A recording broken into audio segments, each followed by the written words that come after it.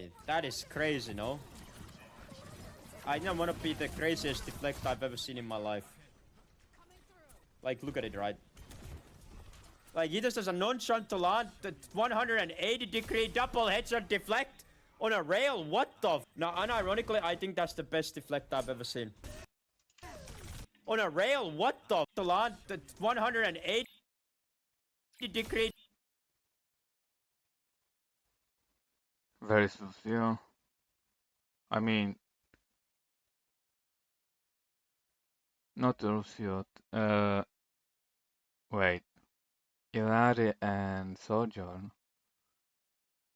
Where is Sojourn? Double headshot deflect. Like, he just has a nonchalant 180. Where is Sojourn? That's Ilari.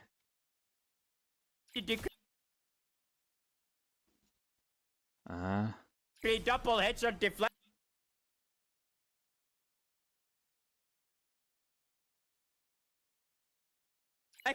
Or he just has a nonchalant 180-degree.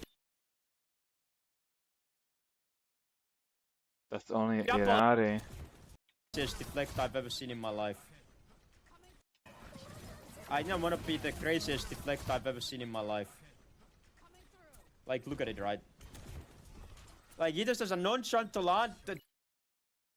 180-degree double headshot deflect on a rail. What the f? Now, unironically, I think that's the best double headshot. I don't get it. Like, that's only Ilari on the screen. Where is Sojourn? Where is the fucking Sojourn? Deflect. Like, he just has a nonchalant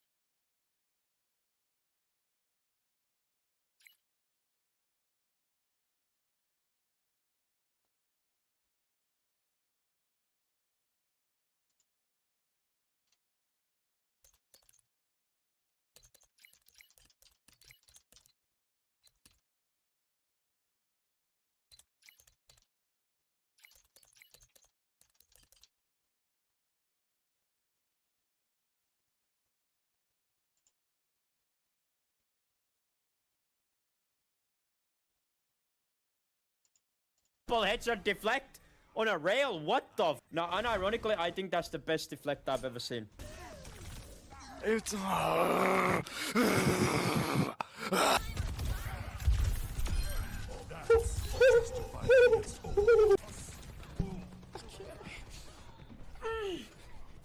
Give me. How it goes, bro. I got you, motherfucker. I don't know how he killed me. Oh! Oh! Oh!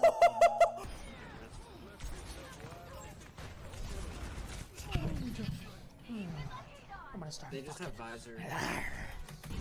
Надо вперед давить, а саппорта надо давить.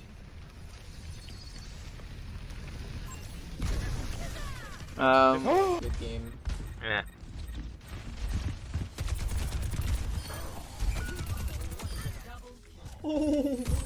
Yeah, I'm gonna fuck you up, hog. Come here. There.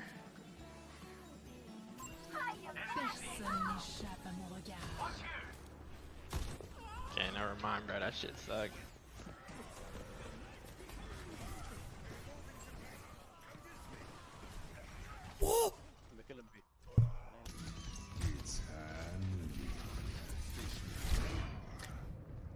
what the fuck? I'm not. Yeah, that's why we don't. Oh. See that? Nobody see that. Nobody saw that. Exactly. Got all one way or another, so who cares if I get reported? Okay, that was good.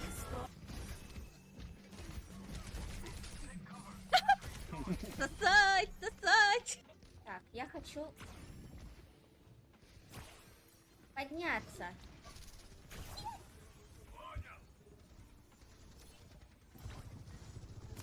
Поднялась. Gonna be pulled. Oh no! Oh my god. Oh my god. Oh my god, you did not! Сейчас. У нас 3 ульта будет. Нормально. Все еще ресет, не доигрывай. Не доигрывайте. Käsittämättömät.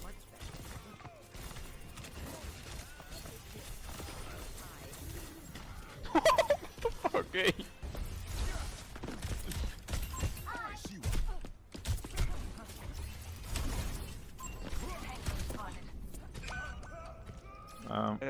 Movies like in IMAX, it was just the most beautiful thing I've ever seen.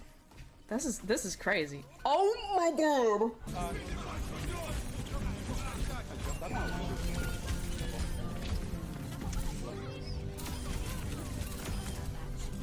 The point, take the point, Tracer.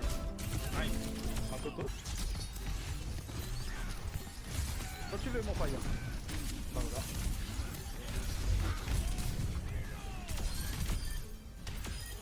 What up? Literally my punch. Nade there. Might be huge. Big name. Oh, it's so bad. Oh my god, you're good. He's exiting now. Walking. I'm gonna dash and he should be here. Has dash in a couple of seconds. 1, 2 seconds for the dash. But I got him though. Ah!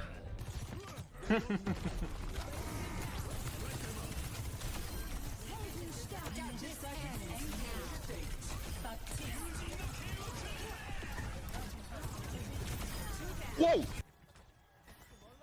O cara tá 4 de dano só até agora, velho. Vai ser uma vergonha.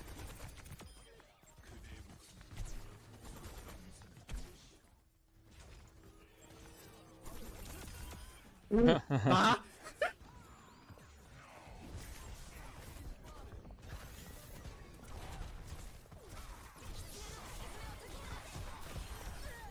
Oh my lord.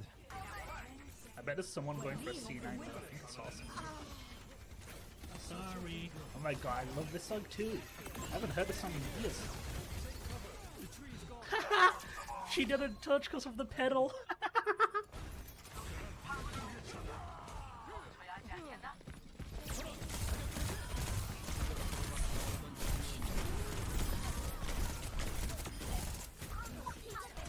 Wag na sniper, güey. Qué asco. Es un asco esa mujer. Asesinato quíntuple.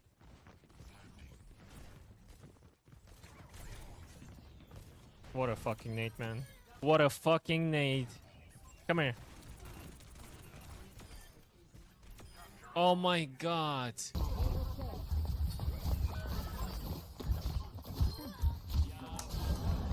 Ball is balling, and now we have a shitty moment. Yeah. Yeah. Mm-hmm. Oh.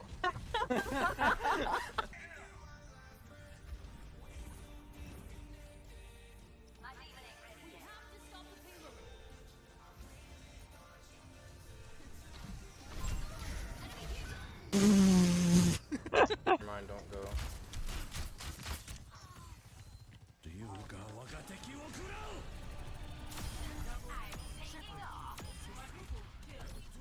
Oh wow. Nice. I'm reloading here without. Nice shot.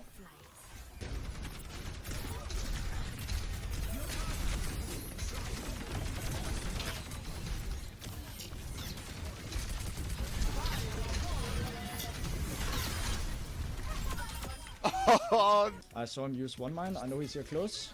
Oh, you need to ult. That's the second mine. Got tired. 360!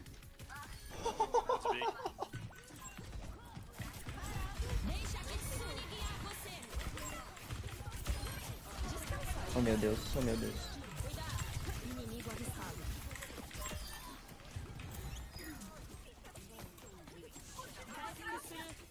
Três, fica. Vem,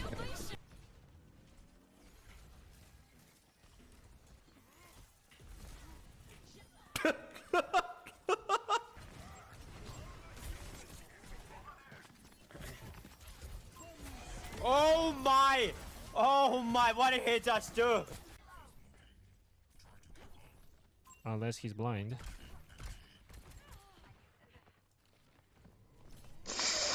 Ooh.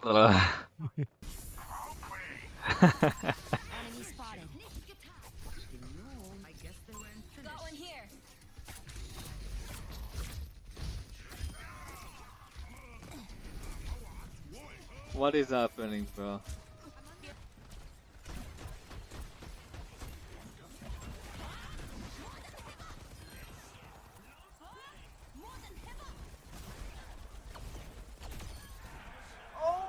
How this works? So good!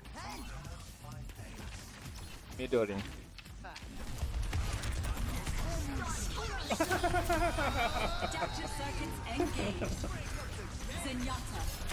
See ya. High here, I think I can kill it.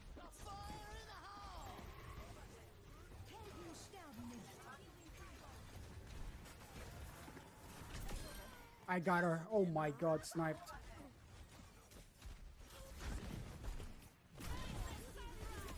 Oh, hoo, hoo. I got the fire too. Wait, how? Of course. Help me! Oh, bro. Rallying 3, 2, 1. I'm proud of you. Joe, why didn't he jump?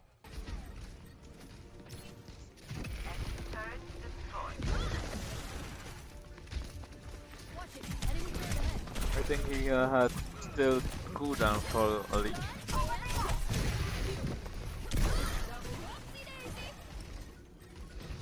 Roll out work.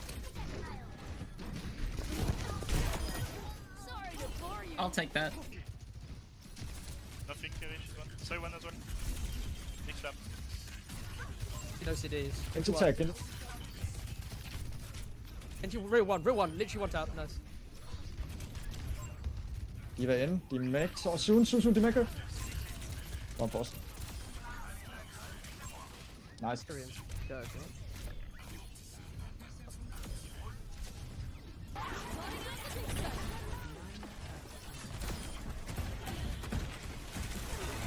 I almost just accepted it.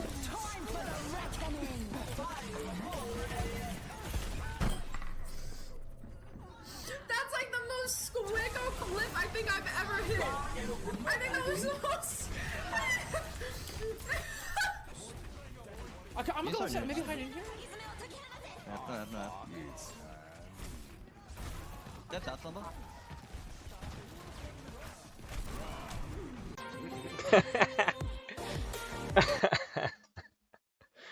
That was good ending, actually.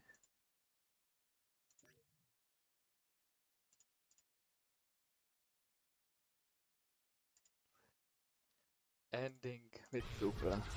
Beaver's going in as a tire. In a second. What the hell? I'll get her, I think. What the hell is this? So high. Let's go. I'm just watching Junkrat on the.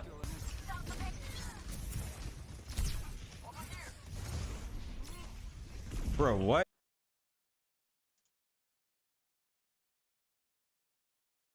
What is...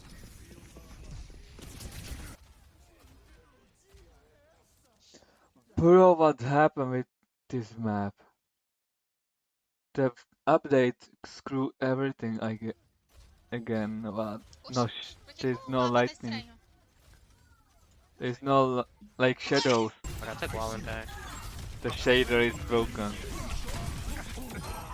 Right? I don't want. Oh, I know she's fucking mad. What was that? Hey, I'm sick.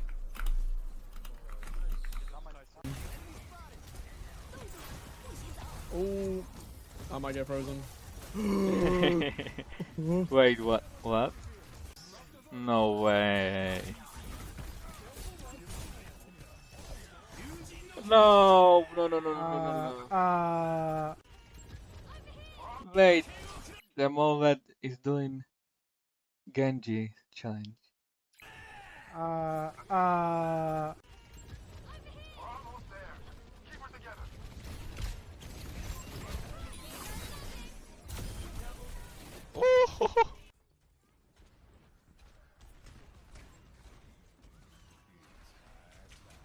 I can do it too, bitch.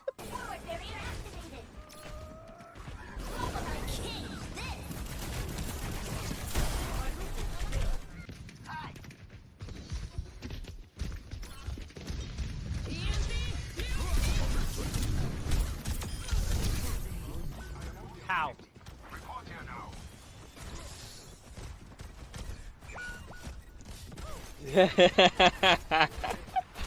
Debugging even in real life.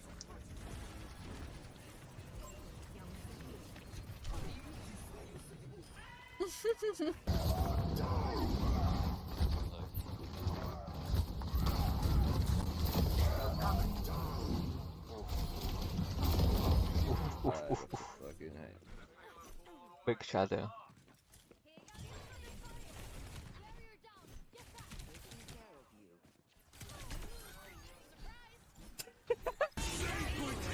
Fuck it.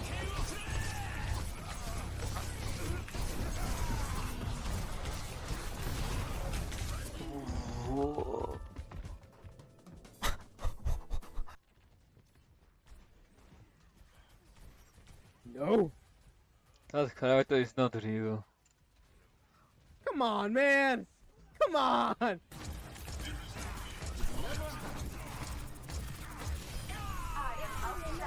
Piece of shit, bro. True. Big brain for super.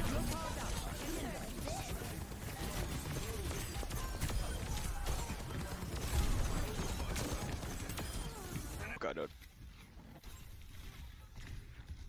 Yo! Oh. Nothing happened. Well, shit happens all the time, so.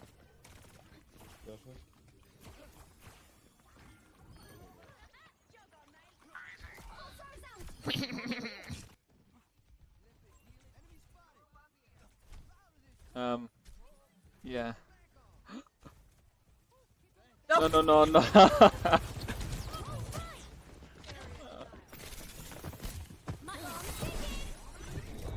Yeah. Unlucky placer.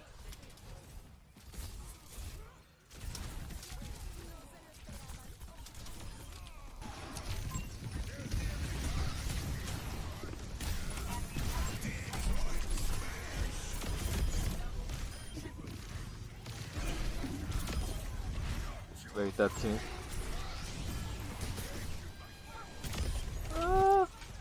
Diva mate. Nice. I'm on Ikiri. Same reaction.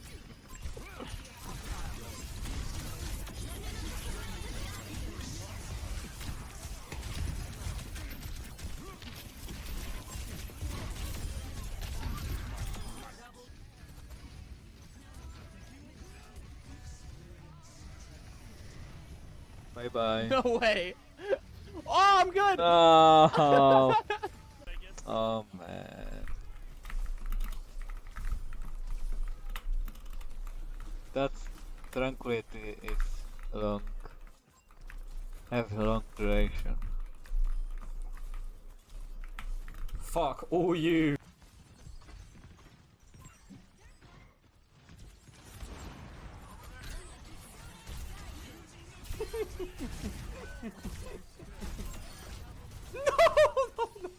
Karma.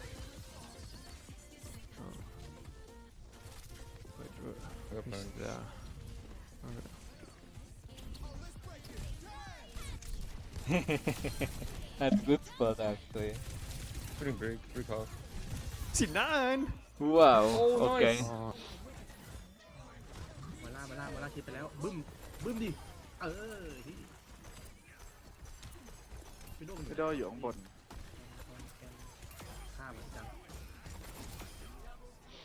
ไม่ต้องถึงจังหรอกไอ้เหี้ยกับแม่งจะยิงโดนเมื่อกี้มันยืนเฉยๆมันยิงไม่โดนเลย เอ้า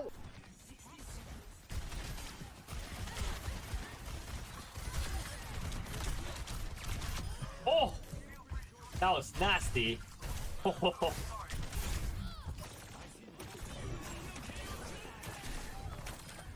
Pega nunca, filhão. Pega nunca. Does your character like to flirt? No?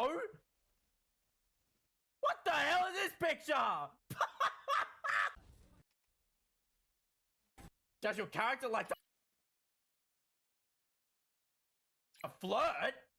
No?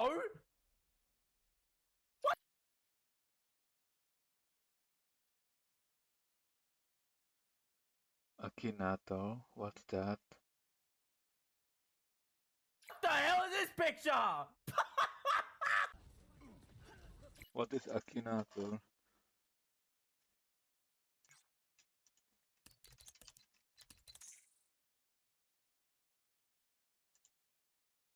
The mind reading genie.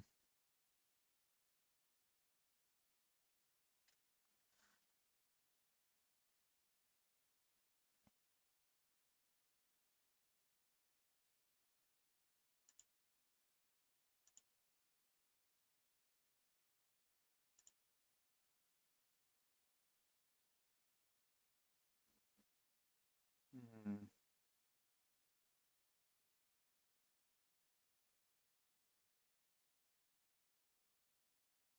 What do you mean real existed? Like real people or fiction character? I'm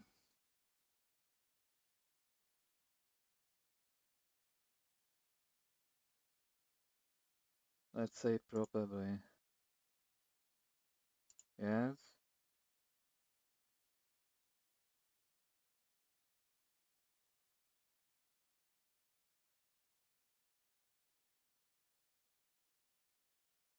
No. No. No. Yes.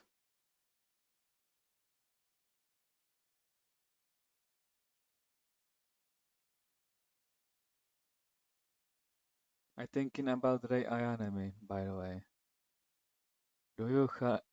Does your character fight?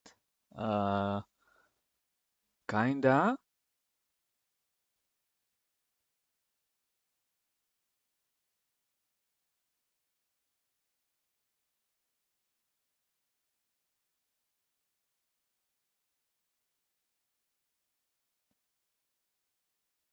Well, she's into robot, so maybe yes. Yeah.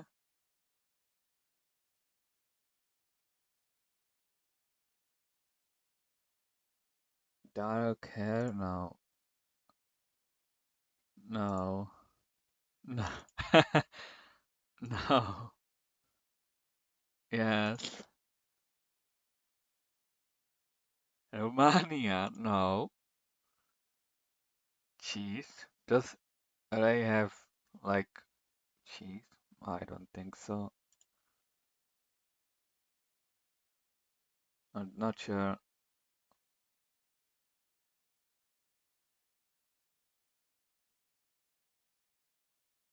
Yes. Kinda. It's short hair, right? No, not the brown. Lava. Does your character like lava? Uh, that doesn't make sense. Probably not. Yes. Yes. West Africa? No. Yes. Here we go.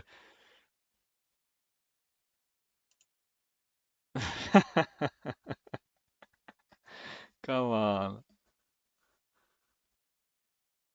Well, exactly. Hey, this is pretty good.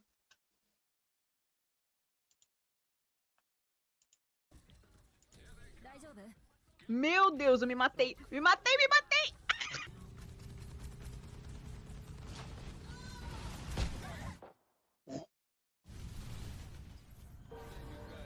Everyone went flying.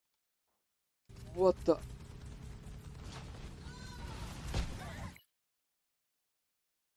They just pop out like popcorn in microwave.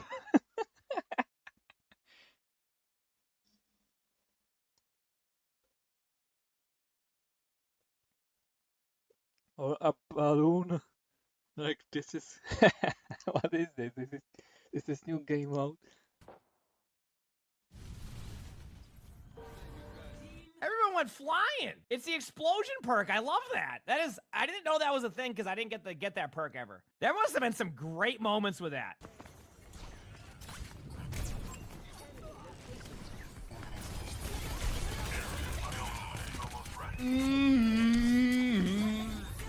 Don't do it. Thank you.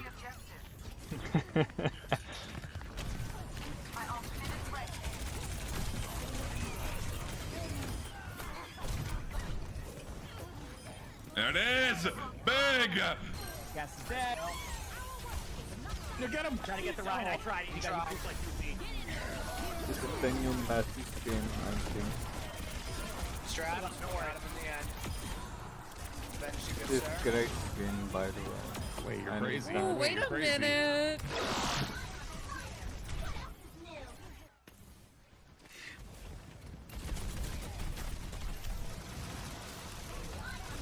What the hell? What the hell? Because you guys had that perk. You seen what I'm seeing? Let me rizz up Cass, please.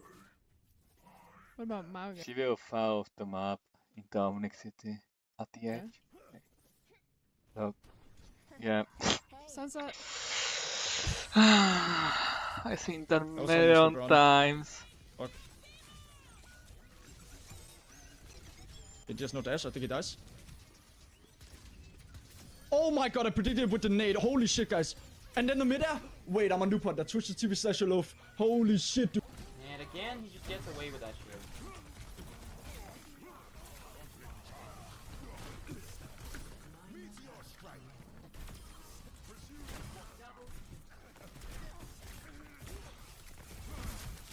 I got 3.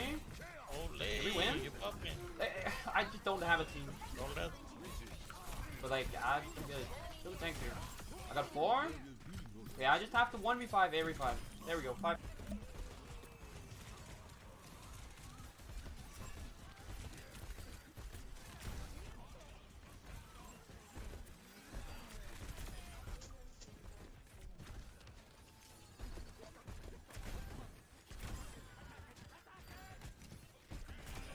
What is this play?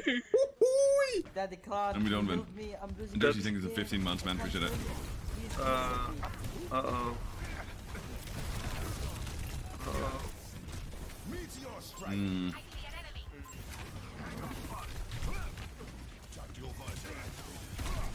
What?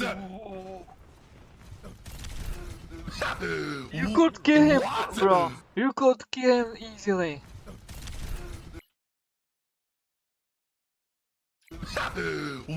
What?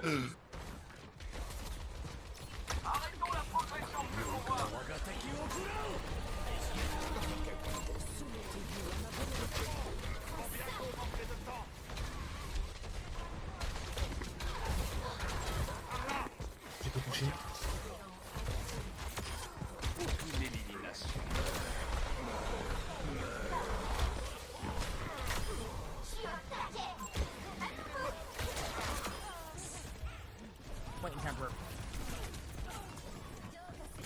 I'm in 3, 2 now. Mercy was low behind those points. Coming out the queen. Queen's low. She's trapped. Green traps? Full. Block. Big grab. I'll walk into my trap. Yes, I knew it! I put up a good fight. We'll be back soon.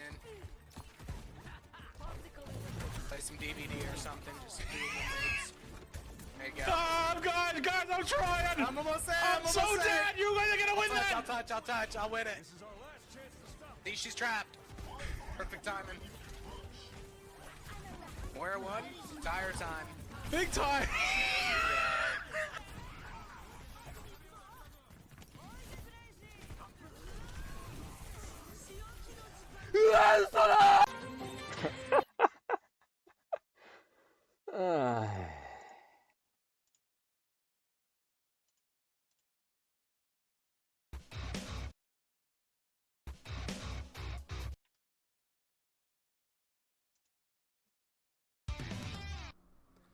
What up, dudes? It's Gaz, and welcome back to another Warframe video. So today we'll be covering the THALYS new Incarnon Scythe for level 10,000 missions. We got some good synergies today, and yeah, tons more to cover on Tennocon, some speculation as well. We'll be doing that tomorrow, but yeah, today I owe you guys a THALYS level 10,000 video, so here we are. Before we get into this stuff, make sure to sub this channel. We do daily Warframe video uploads, build videos, news videos, all that kind of stuff. You're at Place Warframe content. We'll be on live on stream tonight with some Warframe and Marvel Rivals, so come on, stop by if you want to see any of that stuff. Also some giveaways too. Alright, so the THALYS Scythe comes from the Isle Weaver node. You get those Scuttler husks to turn them into the vendor to get this new Incarnon Scythe. It does not require Steel Path, so just keep that in mind, that when we are going over this thing, it does not require Steel Path, so it is actually meant to be weaker than things like the Dual Ichor Incarnon, the Magistar, etc., etc. So just keep that in mind when we're going over this thing. It's not meant to be as good. That being said, what does the THALYS Incarnon do? Well, once we reach our Incarnon form with this weapon, it can actually create shards on enemies from light attacks, and it will let you detonate those shards once you do a heavy attack with certain perks, or just they detonate once you get another shard on another enemy. So basically, the more enemies you can hit with this thing, the better, because you'll have more coverage of the shard special passive. Additionally, melee influence can work on the shards to help you spread them relatively well. One more thing additionally is that these shards have not the best crit chance usually, basically 0, but Wrathful Advance from KULLERVO can actually make them red crits. So KULLERVO is really, really good with this weapon. He's good with most melee weapons, to be fair. Alright, so that'll be over. Let's go over the builds and how this thing works in the sim, because I actually kind of like it, but it is not as much damage as things like the Hate Incarnate. It can kill a level 10,000 Thrax with KULLERVO, but yeah, most things can, to be fair. Alright, so here we are in the Simulacrum with the THALYS. Like I said, this is a non-Steel Path Incarnon, so it's not exactly supposed to be the strongest of the strong, but it is really good. So, we go ahead and summon in some enemies right here. We're going to go ahead and just swing it with no buffs right now. So no buffs right now. That's what you're kind of dealing with. Keep in mind, I don't have any crit chance mods on this build as we are running KULLERVO, and KULLERVO does not need critical chance mods on his melee. So yeah, pretty standard stuff. Let's go ahead and throw on some buffs now. We're actually going to go the Incarnon form as well. So now we're in Incarnon form. And yeah, it should be pretty much GG. One hit there, and they should all be dead, I'm guessing. Oh, actually, it wasn't one hit. Maybe I should throw on Wrathful Advance for it to be one hit. But as you can see, it's just, you know, it's pretty standard stuff. There's nothing like super egregiously powerful right now, and you can hardly even tell the shards are doing anything. So yeah, those enemies had shards in their bodies. Let's go ahead and throw it down now with all of our buffs up, so you can expect this in-game play footage. So like right there, that's what you get when you have all your buffs up. And like I said, the shards didn't even matter. They're going to die to the electric procs no matter what. So yeah, don't forget with KULLERVO as well, you can just do this. You can teleport on enemies with your scythe and just wipe out the entire area. So yeah, that's the power of melee influence. Let's go over all the setups here and what the Incarnon perks do. It's a little bit hard to notice the shards doing anything, like I said, because enemies die so easily in this game. But once you go to Incarnon form with a increased multiplier on this thing, you can either be a 3x multiplier or a 6x multiplier. The THALYS Scythe gets plus 3 meters of range and plus 40% attack speed, so some really nice buffs there. You can either push this thing's range further with some of the Incarnon perks, but we'll talk about that in a second. So yeah, like with the current build, it's going to be 8.8 meters of range, and with one of the Incarnon perks would be like 10.8 meters of range. Then you throw a melee influence, it's very far range. As far as the perks on Incarnon Tier 2, you have the options as follows. Dreadful Reach is the one I was talking about. On weapon status effect, gain plus 1 meters of range, plus 0.1 meters of range for 8 seconds, stacks to 20 times. So you get up to 2 meters of extra range as long as you're constantly proccing stuff. It can work, but the other perks are, this one's more important to me. 20% attack speed. This thing is really slow at default. Yes, the Incarnon transformation gives us more attack speed, but yeah, this is, you need a lot. These weapons are really slow. I've even got Arcane Strike in my frame too. So Whirling Flurry is the one I went with. And the last one, Raging Drift. Gain 80% attack speed while slide attacking, and plus 20% slide. So a little bit of mobility increase there. The big attacks be increased while slide attacking, but slide attacks are very outdated, unfortunately. Next, Incarnon perk tier option, you got Evo 3 with Nimble Scythe being the first one. For each enemy hit with a slide attack, gain +5 combo count. I really think if you're doing slide attacks with this weapon, you know, you probably aren't even watching this build video in the first place. But yeah, for actual people that want to use good stuff, I wouldn't recommend this. Yes, you can get a bunch of easy combo, but you don't have a hard time getting combo thing in the first place. It's hitting so many enemies all the time. Next, Echoes of Rage. +1 combo count on shard damage. That could be easy combo right there, but I went for Adept Reflexes, plus a 20 initial combo at all times. So we're walking around 20 extra initial combo. We got 44 initial combo right now, it looks like. Almost the last perk here, we got Evo 4 with the perks being Swift Transmute, which lets you do a 3x multiplier instead of a 6x multiplier to get Incarnon form. Kind of nice, but the Incarnon form is kind of whatever. Like, it's more range and attack speed, but the shards don't really matter to me.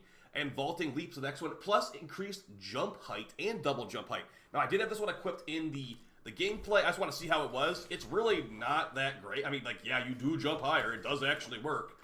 But I'd say probably go for the one where it's like, dude, honestly, anything besides, like, it doesn't really help. If I'm using KULLERVO, I teleport around anyway, so I'd say you're good to go with Swift Transmute or even Devastating Mercy, maybe. Ground finishers knocked enemies within a 6-meter radius. Okay, maybe not that one. You could do it if you wanted to, but yeah, I'd say go with Vaulting Leap or Swift Transmute. Probably go with Swift Transmute so you can always be in a Incarnon form, basically. And for the final tier perks, these are the ones that are usually really strong. We've got the first one called Explosive Growth. Shards grow whenever a new shard's created, up to 3 shards. Fully grown shards are up to the enemy, embedded them, dealing double damage and impaling them on the spot. So you can have some impalement, but honestly, if you're trying to CC enemies with a Incarnon Scythe, I feel like you're doing it wrong. They should be dead from the Incarnon Scythe, not stunned from the Incarnon Scythe. So as far as good perks to kill things with, we got the best one in my opinion, Chain Shatter. Heavy attacks detonate shards. Shards caught within the blast radius will also detonate. So you can basically chain reaction your shards on this one. But the thing is, I do find this perk to be useless because enemies should already be dead. Like I said, they should already be dead. And the explosion of the shards is like 5 or 6 meters, so not a huge AoE, but it's still better than nothing. So I think the Chain Shatter is the best one, especially with KULLERVO, you're heavy attacking so much. I say go for Chain Shatter. And the last one, Void Splinters. Shard duration is increased to 30 seconds. Shards become weak spots. They have increased critical damage, or increased critical chance when damaged. Shard damage is reduced by 50%. So basically, you could have little mini citrine crystals on the enemies if you use this, but it's not really worth it. Again, you should be hitting enemies with a scythe to kill them, not to debuff or like, you know, make them impale. Don't stun them with a scythe. Don't debuff them with a scythe. Kill them with a scythe like you're supposed to. So that's why with the perks I went with. And as far as the build, we have the melee influence set up here. Now, I did show my Riven video from the other day where I rolled a Riven. If you don't have a Riven, don't worry, it's not that big of a deal. It's a very easy Riven to replace because these Riven stats are super low. So I've got electric and damage and electric and crit damage in mind. I say go for Organ Shatter. It will increase the wind-up speed of the THALYS, which you need to heavy attack quite often with this thing, and it gives you that crit damage you're lacking. Now, having electric mods doubled up on here is really nice because now we have less chance to proc electric, but it's still pretty good. If you didn't know, having more electric mods in your build makes it more likely to proc electric, just because the electric weighting is higher. So we have 14% chance to proc electric here. With Amalgam Organ Shatter, it goes down to 11.4, so still really good. So you could totally use this. But the big things here is that Conditioned Overload does not work on the shard damage, but Prime Pressure Point does. Additionally, Conditioned Overload is not really necessary because they're going to die in one hit. So who needs extra procs on them? So as far as the build, Electric mod is needed for melee influence.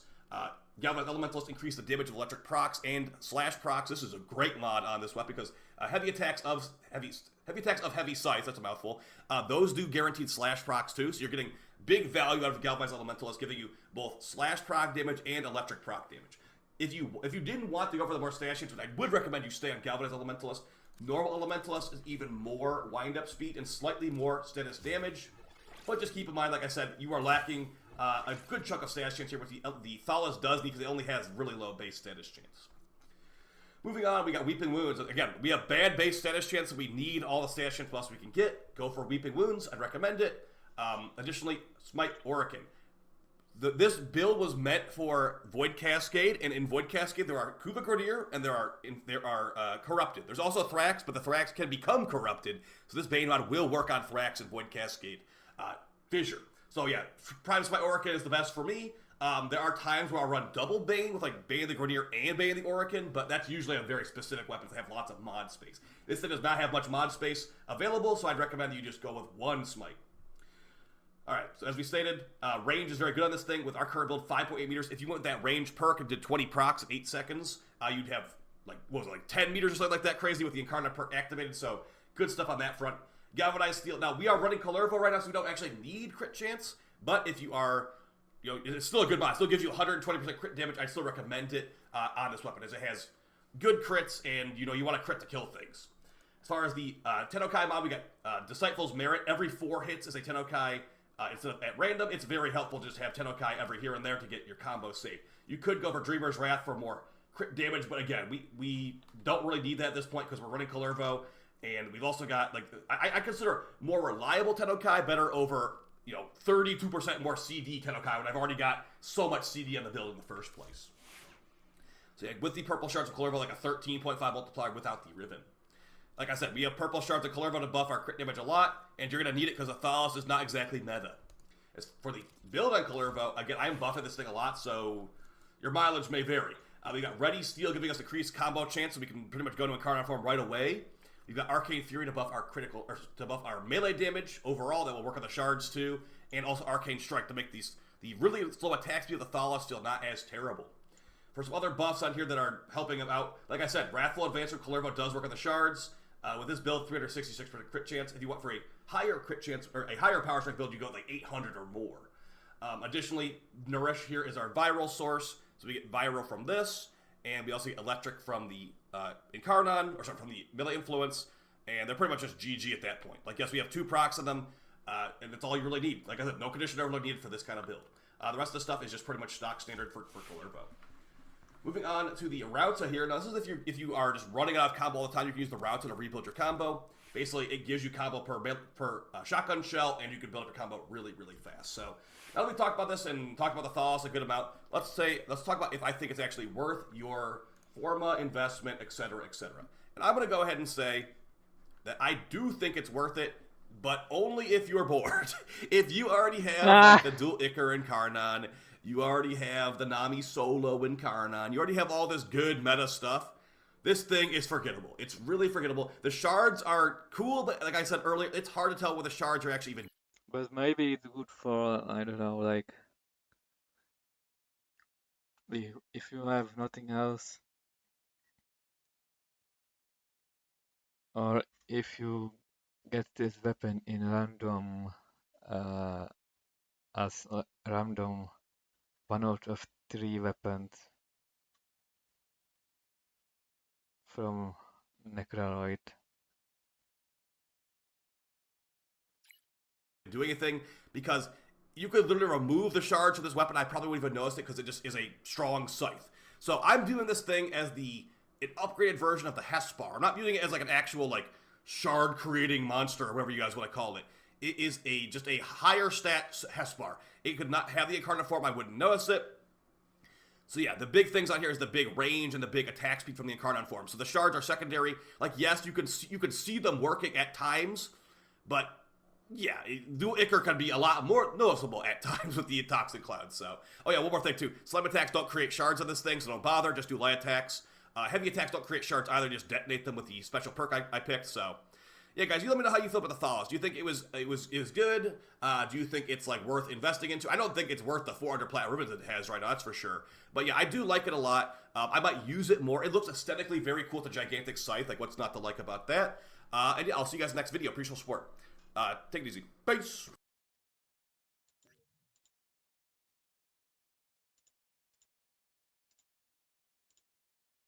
From Leonardo DiCaprio coming inches away from being devoured by a great white shark to King Charles III skiing for his life to outrun a roaring avalanche. No, this isn't some mad fever dream. These are real-life near misses endured by some of the world's most famous celebrities. So strap in and hold on tight as we dive into the most mind-boggling, life-threatening close calls that these celebs somehow survived.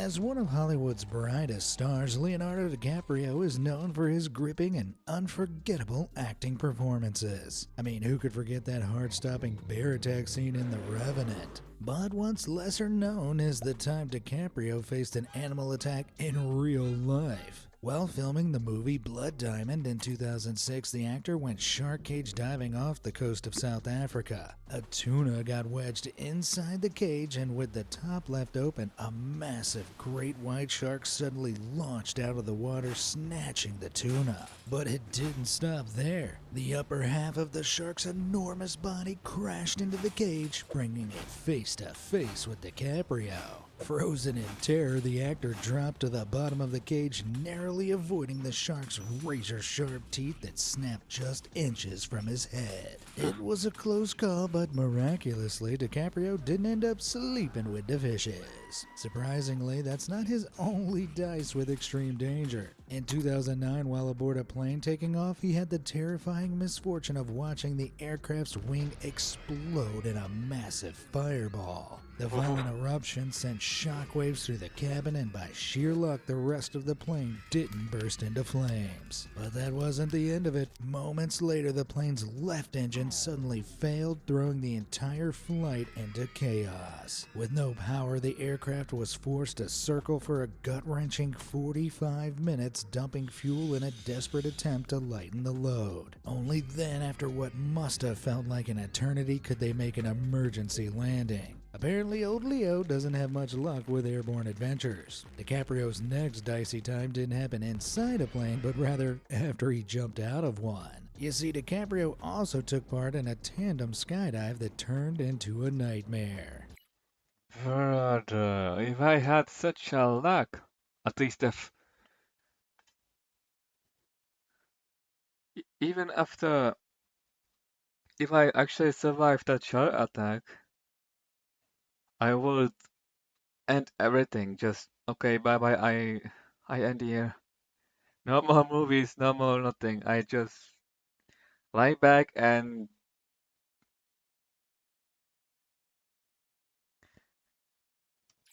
Mid-flight, the parachute became knotted, and the pair plummeted towards the ground in a free fall of terror. With no time to spare, they scrambled to deploy the backup chute, only to discover that was knotted as well. In a final desperate move, DiCaprio and his instructor managed to shake the backup chute loose just before impact, preventing the A-lister from being transformed into mush. But Leonardo DiCaprio isn't the only much marveled movie star whose life has been dangerously threatened by the skies. Harrison Ford, the legendary actor behind iconic roles like Han Solo in Star Wars and Indiana Jones in Raiders of the Lost Ark, had his own heart-stopping plane-related close call. In 2015, while piloting his vintage World War II aircraft over Southern California, disaster struck. The engine stalled mid-flight. With no time to waste, Ford didn't try to restart the plane. Instead, he made a split-second decision to bank it back towards Santa Monica Airport, where it had just taken off from. However, during the nerve-wracking descent, Ford realized that he wouldn't make it to the runway. He aimed for a nearby golf course and prepared for an emergency landing. The plane plummeted towards the ground at breakneck speed, crashing into trees before smashing onto the fairway.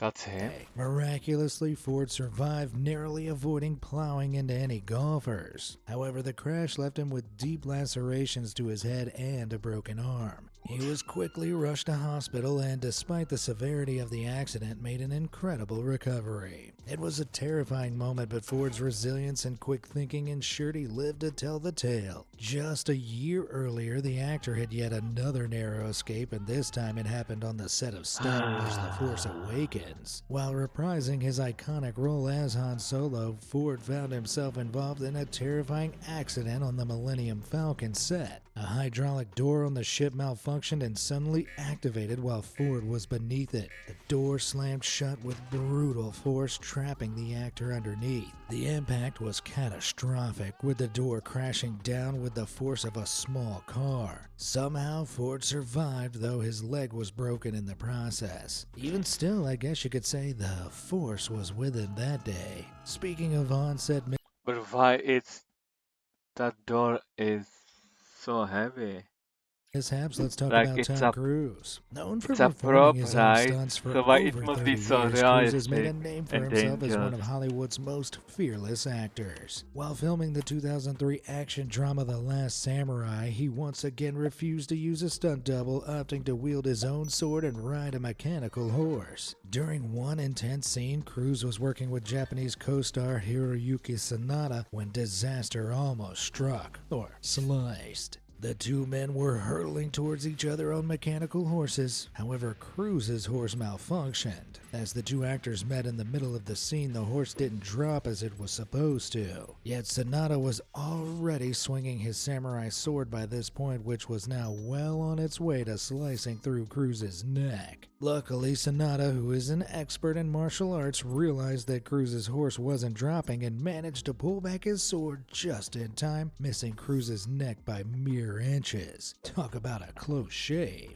Back in 2000, Elon Musk, billionaire and owner of X and Tesla, was visiting a game reserve in his native South Africa with his then-wife Justine. He was none the wiser that he was about to face a near-fatal ordeal. When Musk returned to California in January 2001, everything seemed fine at first, but soon the future But back then, he didn't own even the billionaire like started Twitter. feeling dangerously ill. Dizziness, chills, and uncontrollable vomiting hit him hard. As the hours passed, his condition worsened at an alarming rate. He was rushed to the hospital where doctors initially diagnosed him with viral meningitis, but his condition only grew more critical. His pulse became nearly imperceptible and he was slipping in and out of consciousness. It seemed like his time was running out. But then a doctor specializing in infectious diseases happened to pass by and immediately saw that the symptoms didn't match meningitis. It wasn't a virus, it was something far more deadly. Malaria, a life-threatening disease transmitted by a mosquito bite. One of those tiny pests must have bitten Musk during his time at the game reserve. With his body on the brink of collapse, he was rushed into intensive care where he was given life-saving intravenous fluids and treated with powerful anti-malarial drugs like doxycycline and chloroquine. For the next 10 days, Musk fought for his life, his body racked with the intense effects of the disease. It took him 5 months to fully recover, but he survived. And it was all thanks to the swift doctor's intervention that came just hours before it was too late.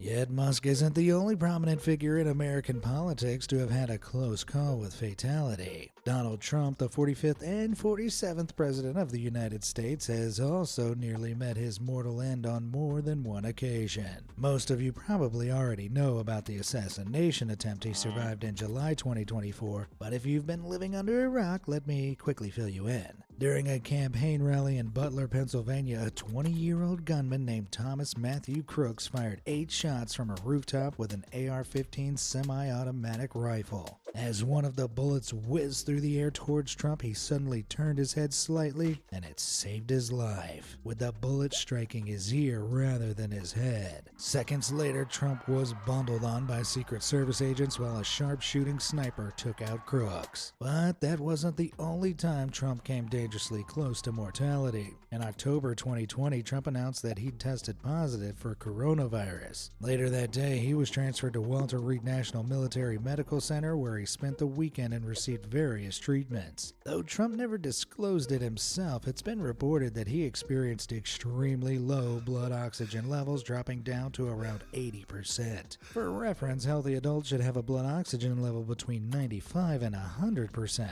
Hypoxemia, or low levels of oxygen in the blood, occurs when the blood's oxygen levels drop below 90%, leading to breathing difficulties, losing consciousness, or even death. With Trump's blood oxygen levels plummeting even lower than that, his condition was so concerning that doctors considered putting him on a ventilator, a life-saving measure reserved for patients struggling to breathe. Despite this, Trump downplayed the severity of the illness. After being discharged from the hospital a few days later, he suggested that his rapid recovery proved the virus wasn't as dangerous as health experts had made it out to be. Well, considering the undisclosed complications Trump faced and the sobering reality that over 1.1 million Americans tragically lost their lives to coronavirus as of April 2023, it's hard not to think that Trump was, in fact, just one of the lucky ones.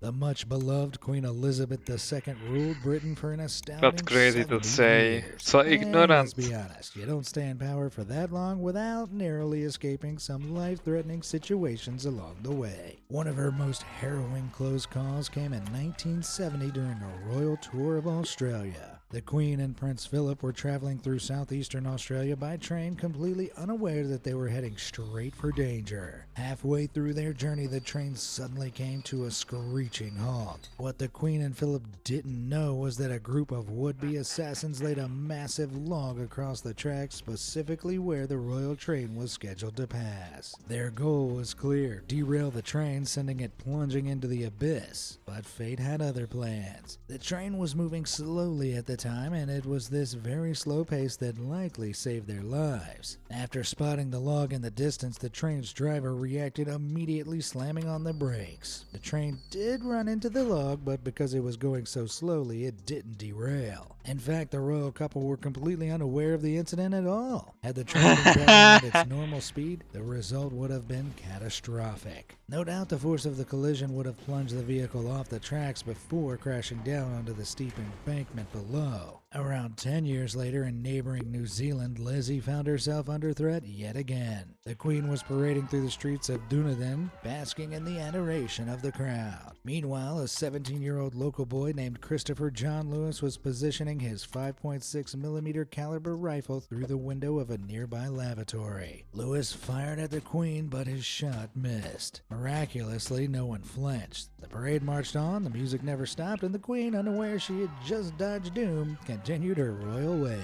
Incredibly, Her Majesty had another life-threatening ordeal in her hometown of London. In 1981, the Queen was riding down the Mall near Buckingham Palace during a customary parade when suddenly 6 shots rang out. The culprit? A 17-year-old named Marcus Sargent, who fired his gun just a few feet from the royal. So how did the Queen manage to avoid meeting her maker? Well, lucky for her, British gun laws were strict and Sargent wasn't able to purchase live ammunition. But that didn't stop him from acting out his sick fantasy. Instead of real bullets, he fired 6 bullets. The shots startled the Queen's horse and no doubt the regal royal too, but she quickly regained control, riding on as if nothing had happened. Queen by name and certainly queen by nature.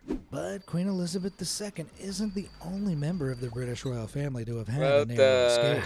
In 1988, her son Charles found himself in a life-threatening situation of his own. Charles was on a skiing holiday at Klosters, an exclusive resort tucked away in the Swiss Alps. One fateful morning, he was skiing on the notoriously treacherous Gotschnagrat mountain, known for its near vertical slopes that only the most experienced skiers dare to tackle. With a mountain guide and a group of friends, Charles confidently took on the slope, unaware that a deadly force of nature was about to unleash. Suddenly, without warning, disaster struck. A massive avalanche thundered down the mountain, sweeping everything in its path. In an instant, the slopes were engulfed in a wall of snow. Fortunately, Charles, along with most of his friends, narrowly escaped the deadly descent, managing to ski to safety just in time. But not everyone was so fortunate. One of Charles's friends suffered a severe leg injury, but the real tragedy unfolded with another friend, Hugh Lindsay. Lindsay was thrown violently by the avalanche, tumbling over 1,300 feet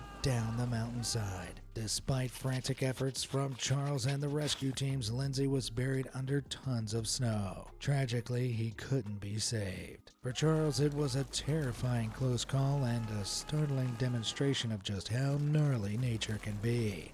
Now, we couldn't mention celebs that have found themselves at the mercy of nature's power without talking about Czech model and television host Petra Nemcová. While on vacation in Thailand on the 26th of December 2004, Nemcová started the day by sharing breakfast with her boyfriend before having a peaceful walk on the beach. But that serene morning was abruptly ended in an instant. Nemcová barely had time to catch a glimpse out the window towards the pool before tragedy struck. A huge tsunami was heading straight for her. The infamous Boxing Day tsunami, which was triggered by a 9.1 magnitude earthquake off the coast of Indonesia, resulted in a series of waves, some reaching heights of 150 feet, crashing in on Thailand and numerous other countries around Southeast Asia. Tragically, the disaster killed an estimated 230,000 people, including Nemcová's partner. Yet Soma herself frantically tried to cling on to the debris rushing around her, but the force of the water crushed her pelvic bones and rendered her unable to use her legs. Amid the chaos, Хулячик Soma was able to latch Петранецова. onto a palm tree where she remained for nearly 8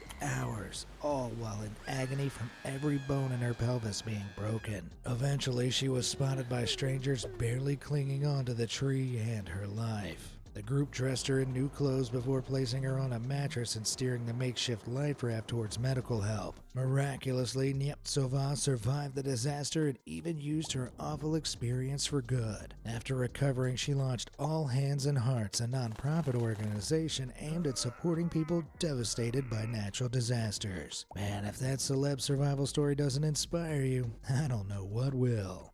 Much like King Charles and Petra Nemtsova, Johnny Cash also found himself at the mercy of nature's power. But in this case, it was entirely his own doing. In 1965, Cash took his nephew fishing at Sespe Creek in the Los Padres National Forest in California. It sounded like a peaceful day in nature, but it would soon turn into a disaster as a forest fire quickly engulfed the wooded area they were camped in. Cash claimed the fire started from sparks flying out of his camper van's exhaust, but his nephew had a different story.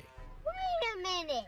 Apparently, Cash, who'd indulged in a bit too much drinking, had started a fire to keep warm. Unfortunately, he didn't realize it had spiraled out of control until it was far too late. The fire rapidly spread, first engulfing Cash's camper, then burning through 508 acres of forest. For reference, that's about 60% of New York's Central Park. Talk about a ring of fire. Luckily, a fire rescue helicopter swooped in just in time to save Cash and his nephew from the inferno. But that wasn't old Johnny's only frightful experience with the great outdoors. By the 1980s, Cash's career had slowed down, and he spent most of his time at his home in Tennessee, likely still recovering from that fearsome forest fire. To keep himself entertained, Cash created a small private animal park on his property. One day, while out for a walk, Cash noticed an ostrich acting aggressively. This is not okay. Yeah, that's definitely not a good sign, considering ostriches are the world's largest birds, standing up to 9 feet tall and weighing over 320 pounds. The ostrich began hissing and charging at Cash, who grabbed a large stick and swung it at the bird. Unfortunately for him, he missed. In an instant, the angry ostrich then kicked him square in the stomach with such force that it broke 2 of Cash's ribs. Even worse, the blow was so brutal it ripped open his stomach down to the Now he will waistline. beat In you. fact, if it hadn't been for the leather belt he was wearing tightly you around solve his your waist, body. that vicious ostrich kick might have been Johnny Cash's final curtain call. But if you think an ostrich attack sounds terrifying, wait until you hear about the horrific situation that Roy Horn, one half of the Siegfried and Roy entertainment duo, found himself in.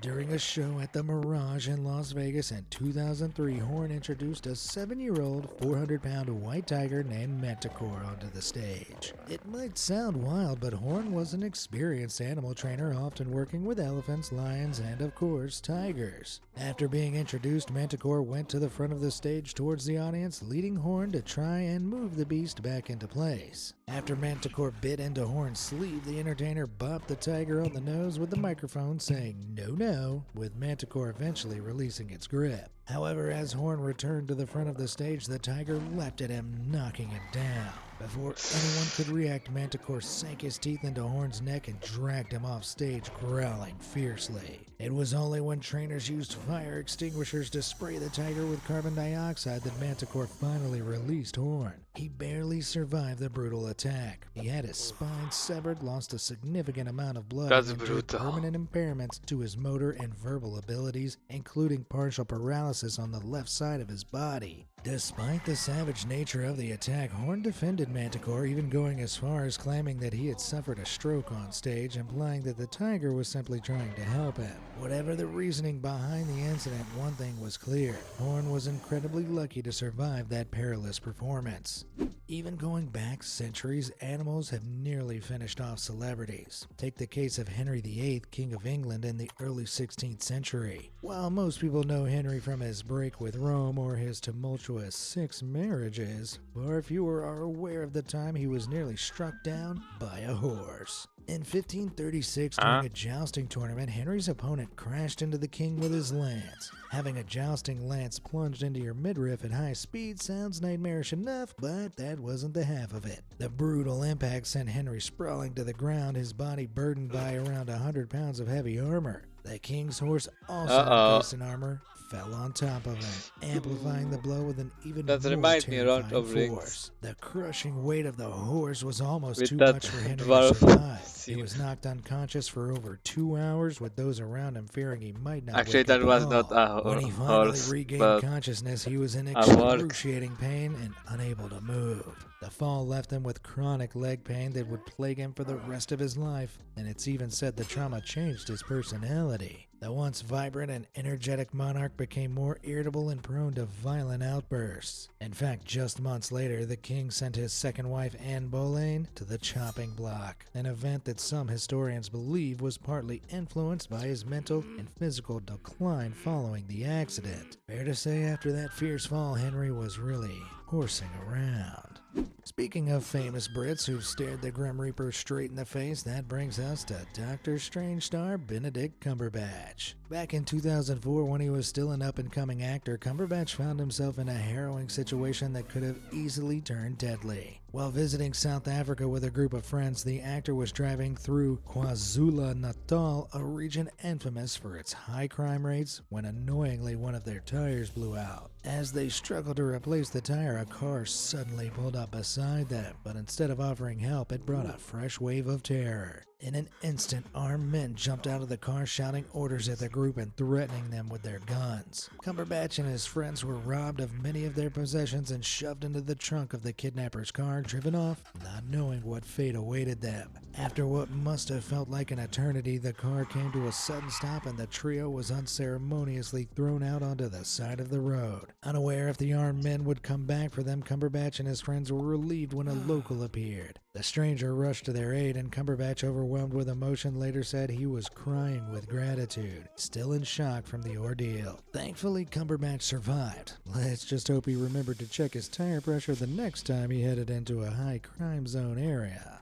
But it's not just Benedict Cumberbatch who's had a run-in with danger on the road. In 2002, American rapper and producer Kanye West had just endured a long, grueling day in the studio. He was working late into the night on his upcoming album, and eventually, after hours of intense focus, Kanye got into his car to head home. But as he drove, fatigue began to take its toll. You can probably guess where this is headed. Yep, Kanye fell asleep at the wheel. As you can imagine, someone falling asleep while driving is going to leave a trail of destruction in their wake, and this time was no different for Kanye, unfortunately. The car veered off course and Kanye slammed head-on into an oncoming vehicle. The impact was devastating. Kanye's jaw was shattered in 3 places and the other driver suffered horrific injuries, breaking both legs. The rapper was rushed to the hospital in critical condition, where doctors inserted a metal plate into his chin and wired his jaw shut for over a month. Ouch. Note to self, nothing good ever comes from working too hard.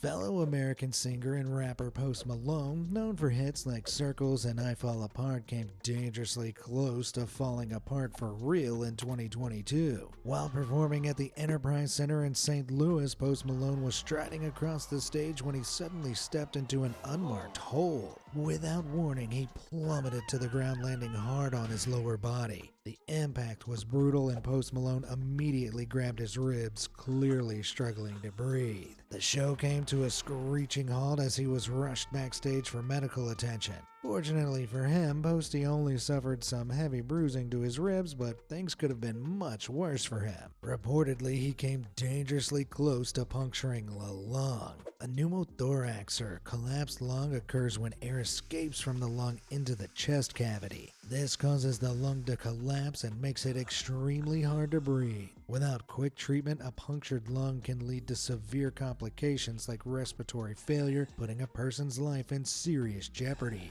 Phew, thank God that gap in the stage wasn't any deeper, otherwise things could have turned out much worse for the rapper. I guess all that's left to say is, that was one breathtaking performance, for all the wrong reasons.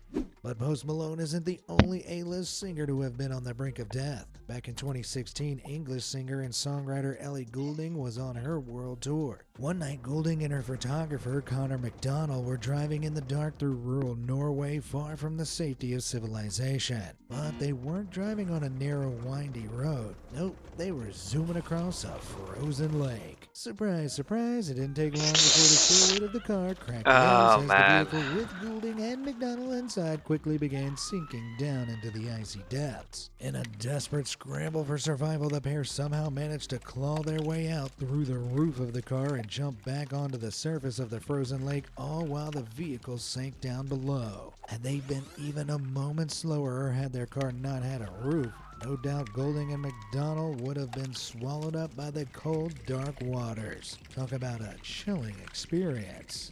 From the freezing lakes of Norway to the scorching deserts of Albuquerque, New Mexico, where the iconic series Breaking Bad was set and filmed. Aaron Paul, forever etched in our minds as Jesse Pinkman, rose to fame during the show's unforgettable 5-season run. But things could have turned out tragically different for Paul, and it all came down to a split second on set. During Season 1, Episode 6 of Breaking Bad, Walt and Jesse were acting out a scene right outside their RV. During the scene, a boulder was positioned on top of the RV to hold down tarp for filming. But then, out of nowhere, a violent gust of wind ripped through the set, sending the heavy boulder crashing to the ground directly where Paul had been standing. The only reason he wasn't crushed by the boulder was because in a split-second decision, he'd asked the director if he could move to a less risky position for the take. Had he not made that call, no doubt Paul would have gone from Breaking Bad to Breaking Bones, or perhaps even worse.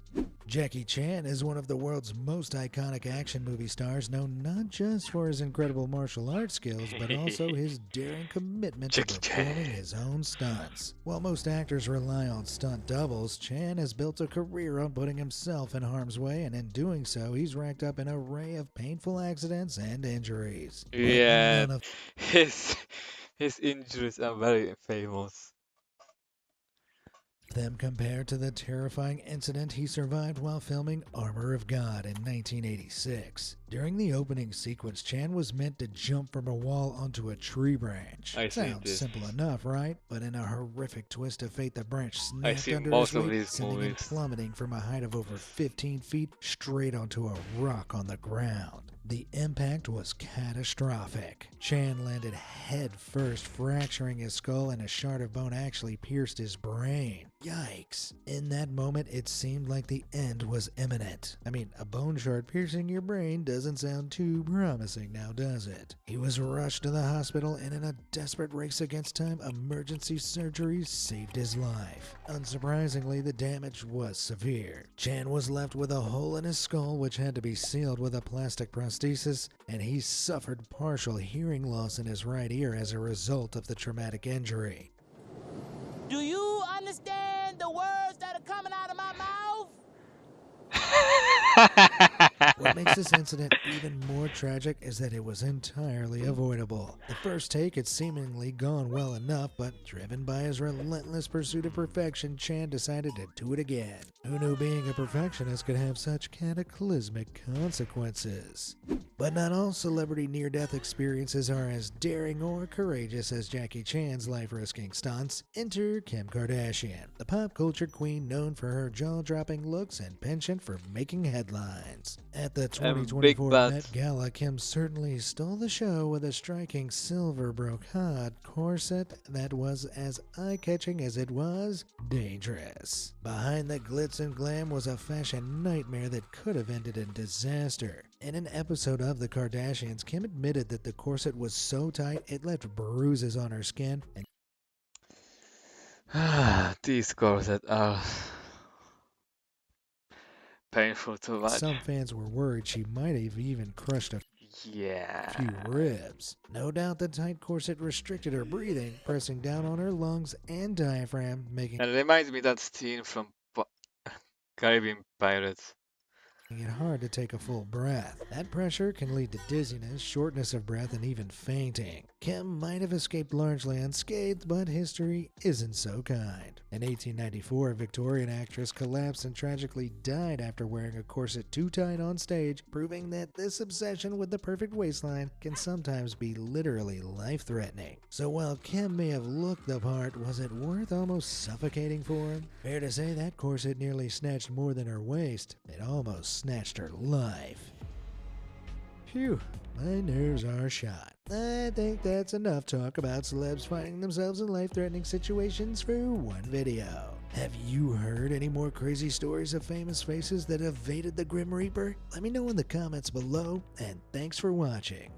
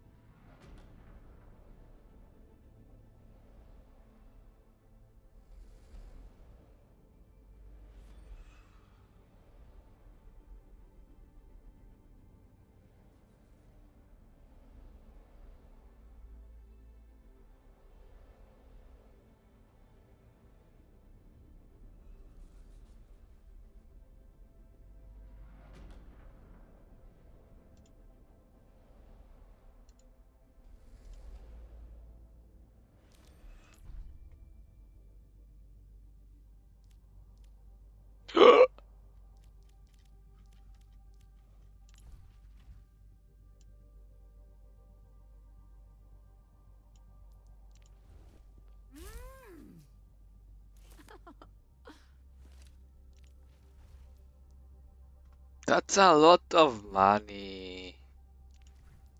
Oh my god.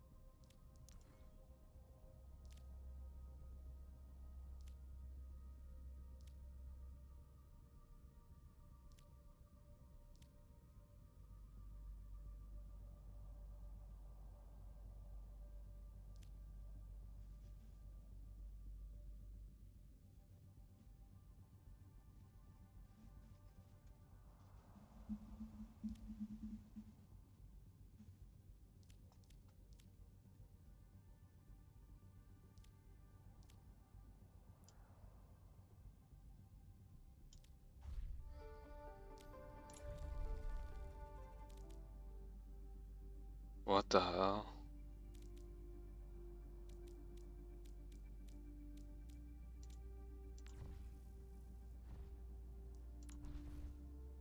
What the hell?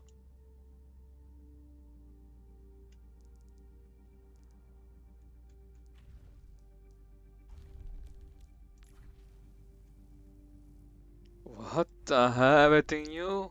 I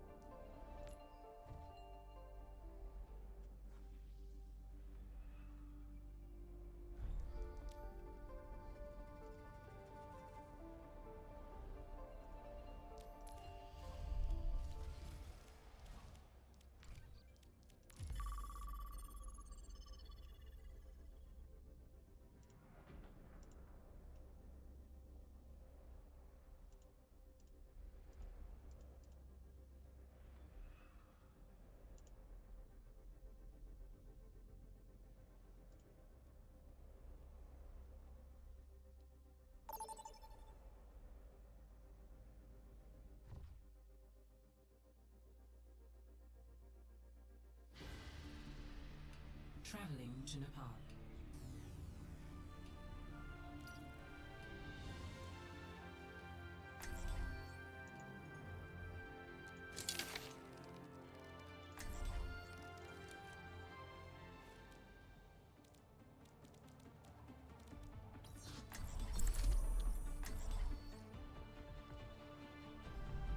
I will not leave a broken world behind.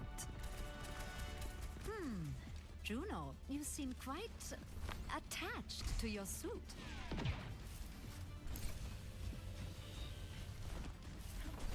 We have an So, don't take it personally when I get the most kills, okay?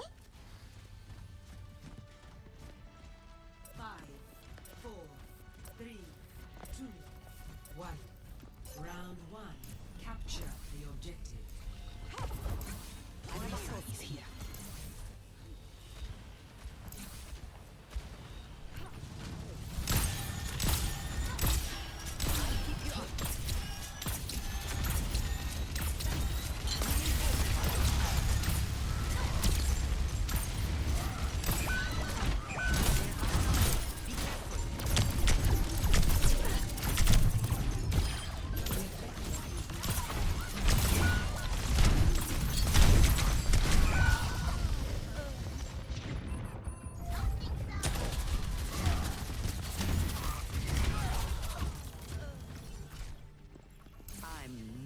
Finished. No recovering.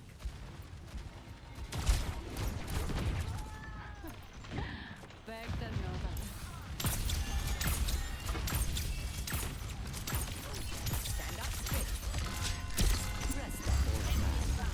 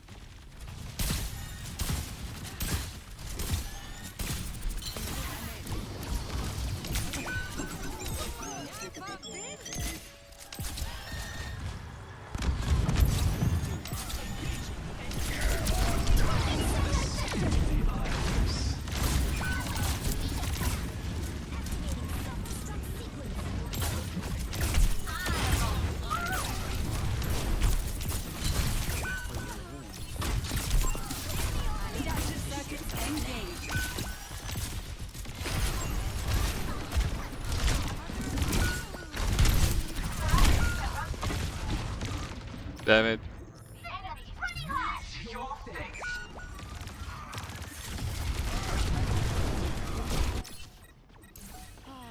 One of these days I'll end up in Fiji.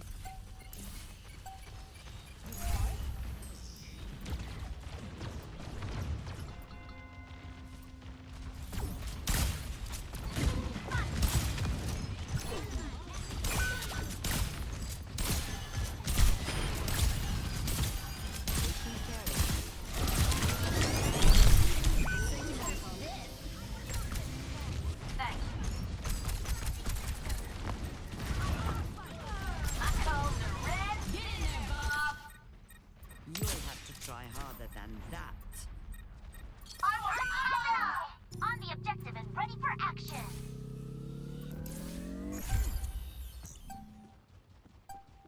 Enemy turret ahead. The turret's taking care of. You're fine. First round, 1. Activating self-destruct sequence. Help me. Hunting them down. Score 1-0.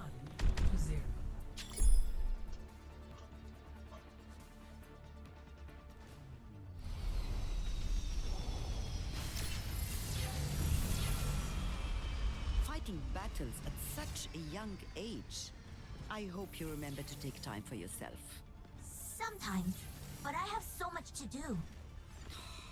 That's always the excuse.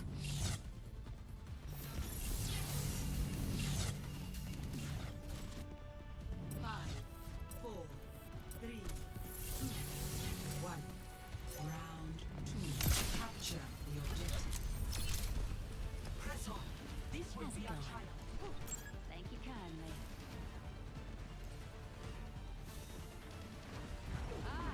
We're company.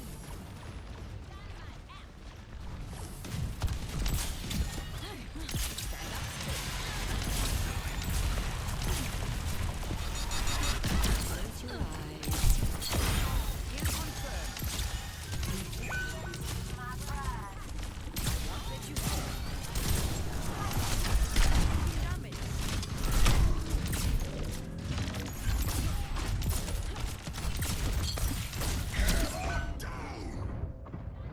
Have I missed?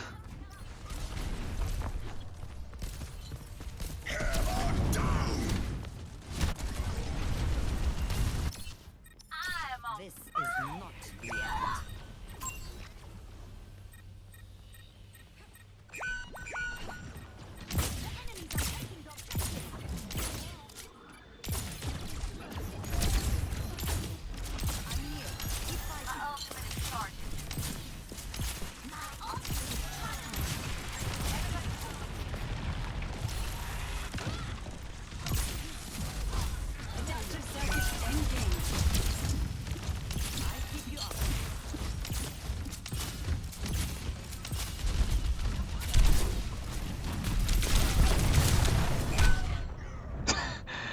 Ah.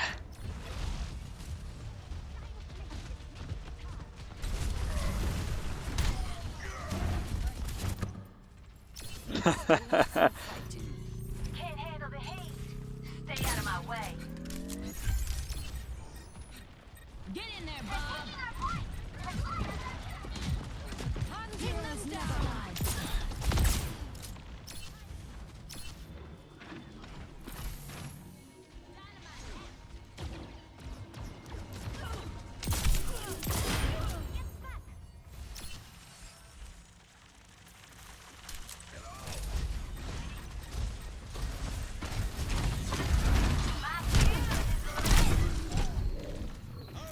Over there.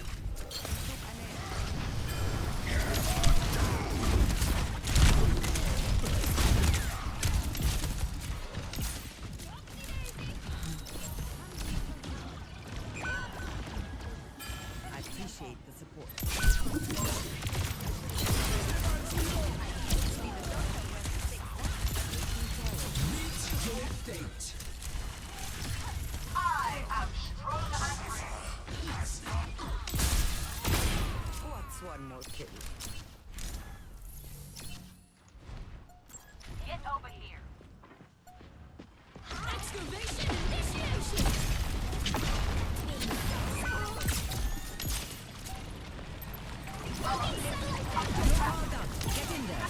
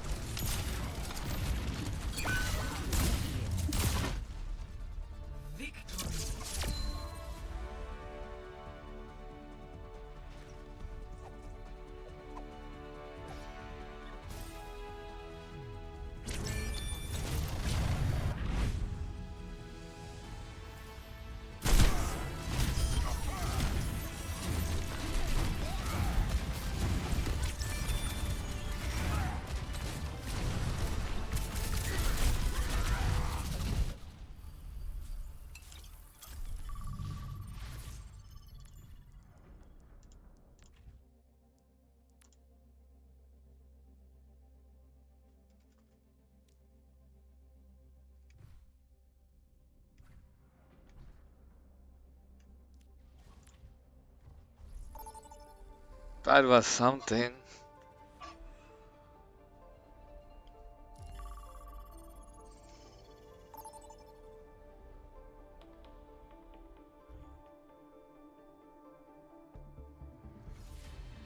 Welcome to Oasis.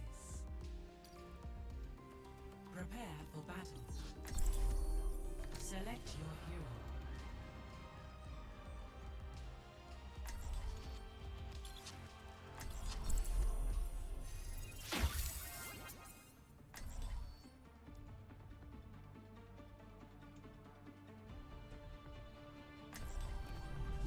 Don't worry, I'll be right behind you. Mercy, are you ready to dance and groove? I never stop.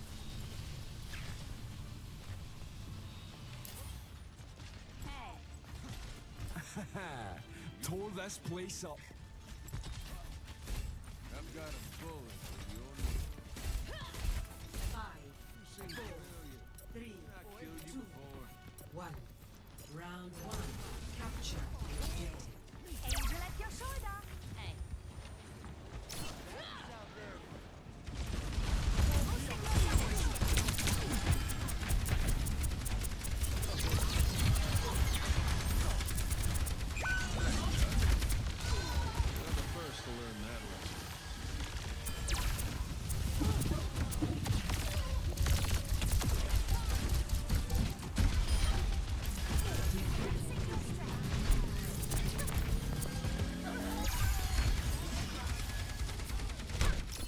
Damn.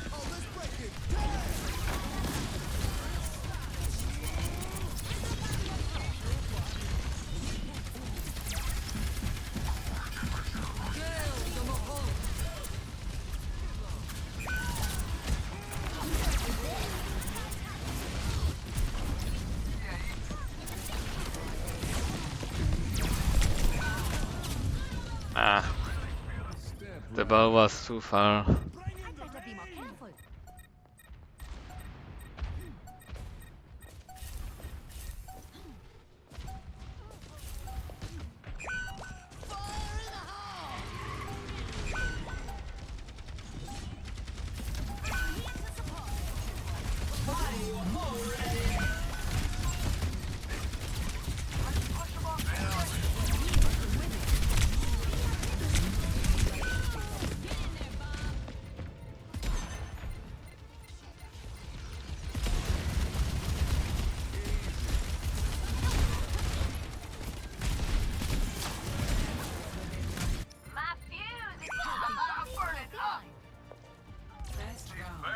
smoking. Complete. Score 1-0.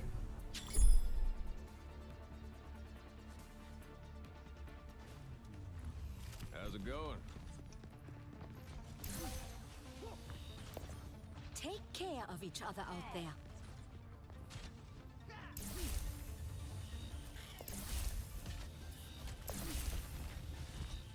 One more mission, huh?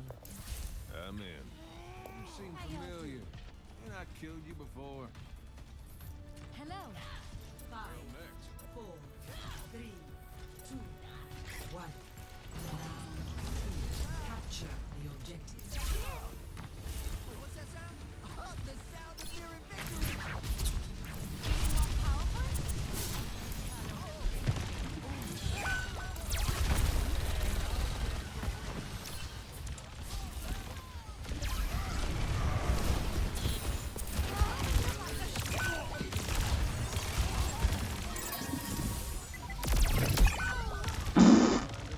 One shot.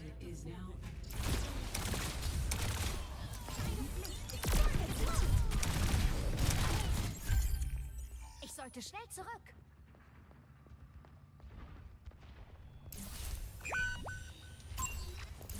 These barrels are smoking.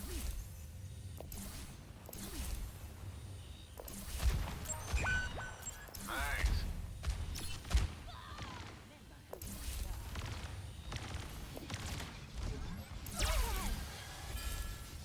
Ah!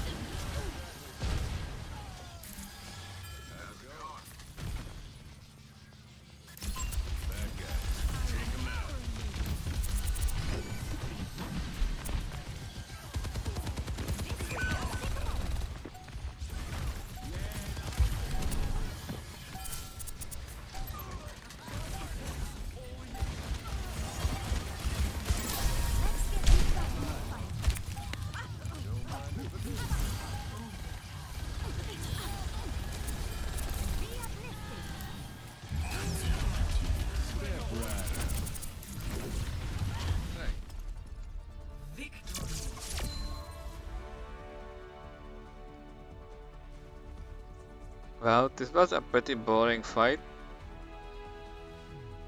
Play of the game.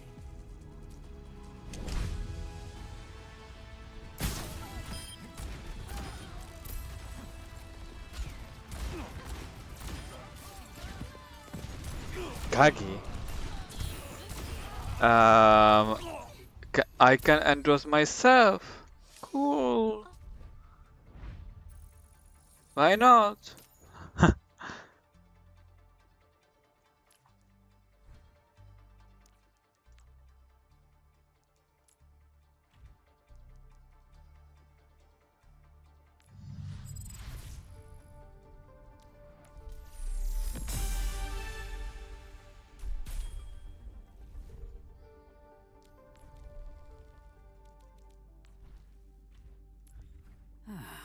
It's always the widow. Come on, do the math.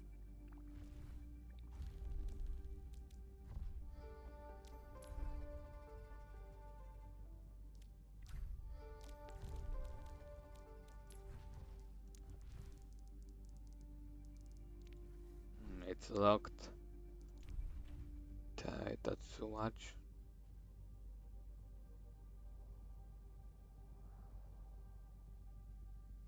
August.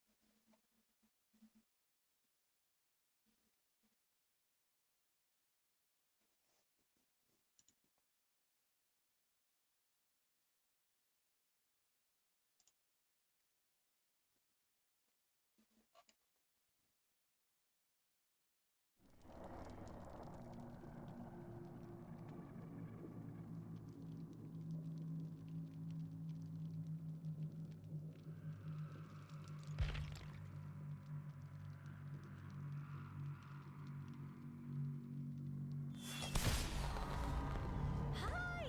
Don't be shy. Make yourself at home.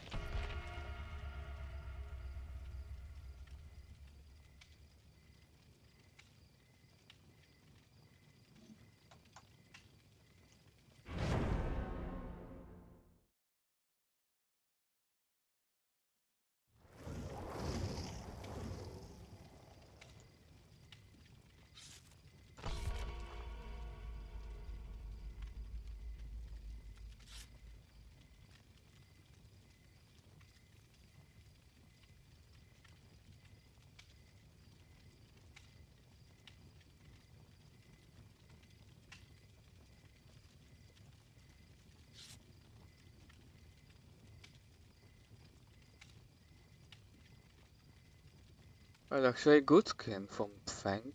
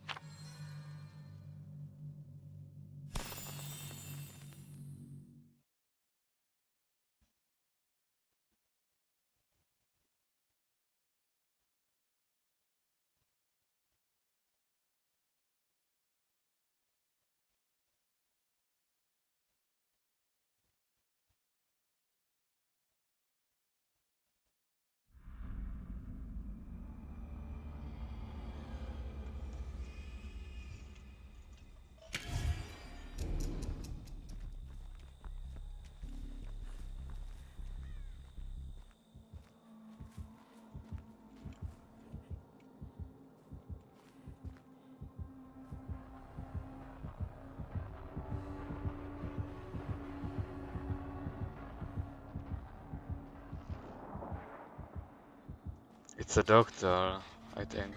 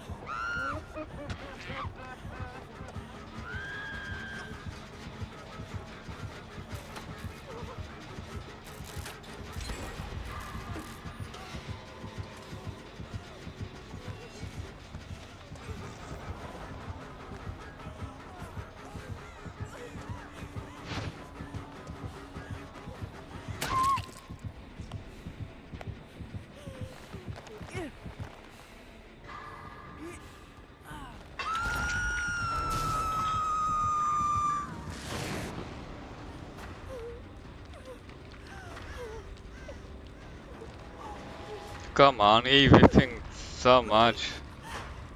He whiffing every second attack and third one.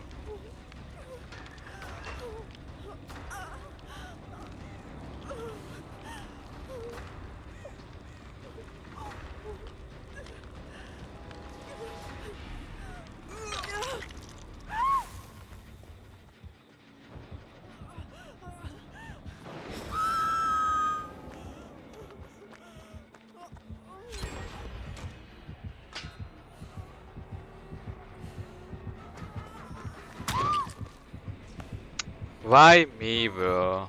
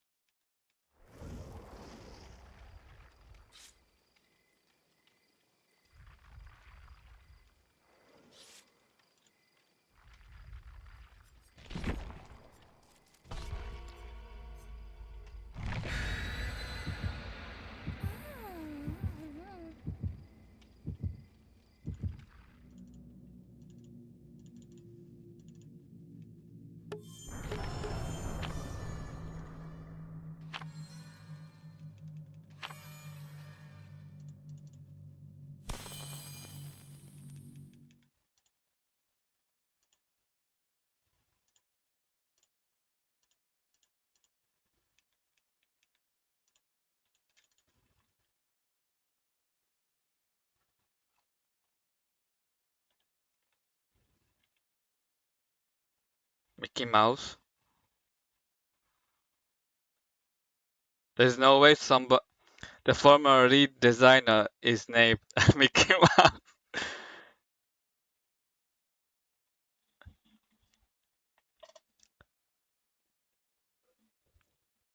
That's definitely his nickname.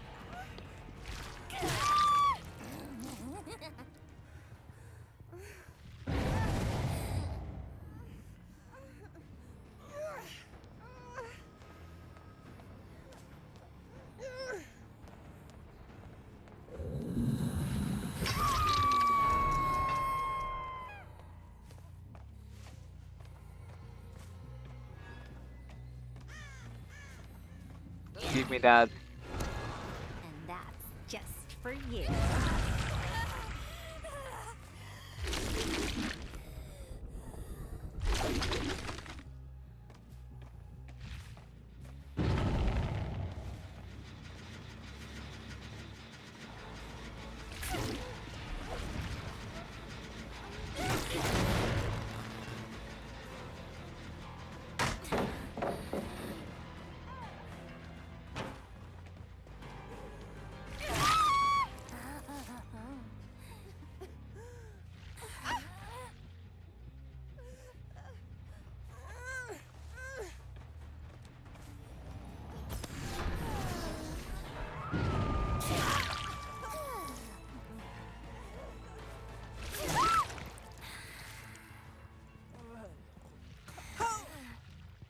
Well, you tried.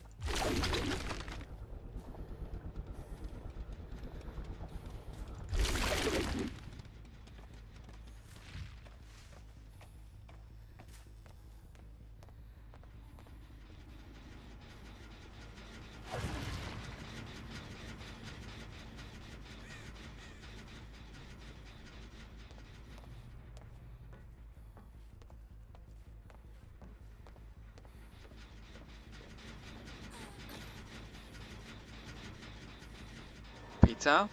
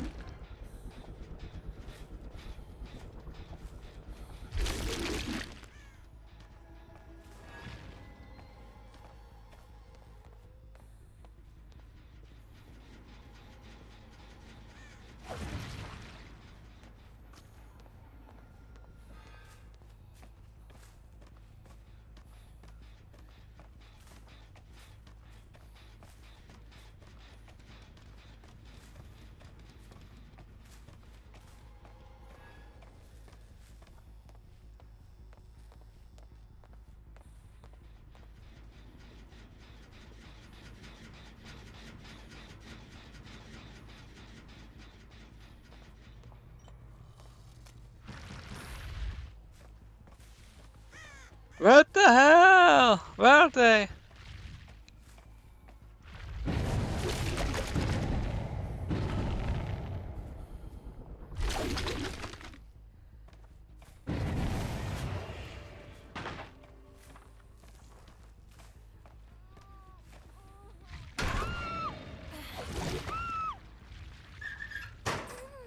Mario.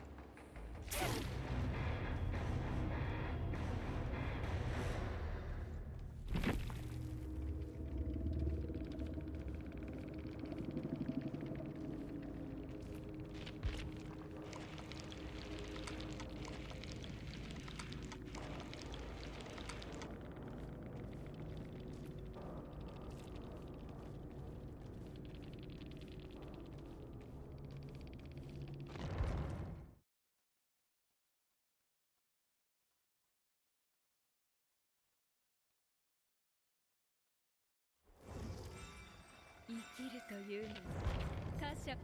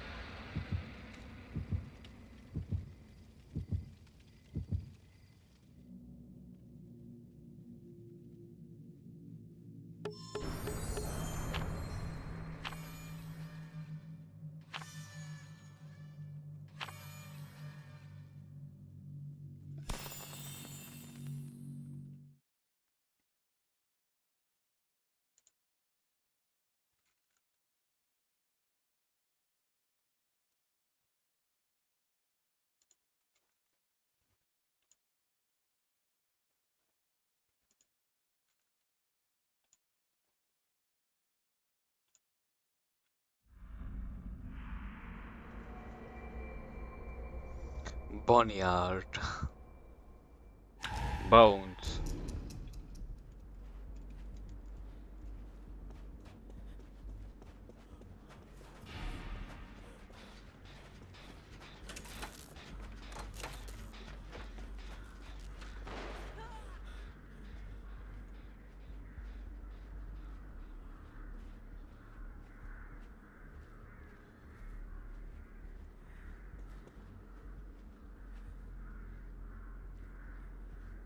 Micah?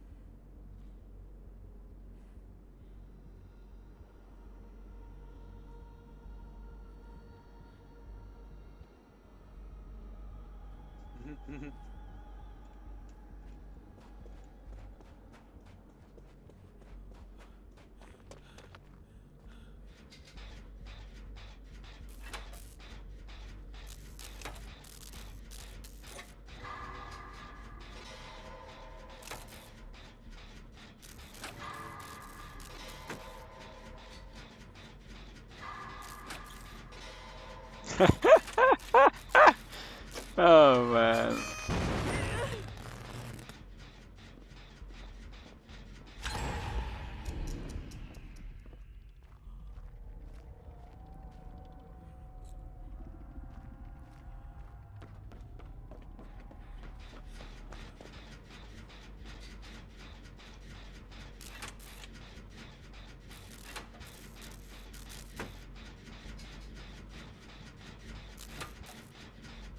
Oh man, he's invisible.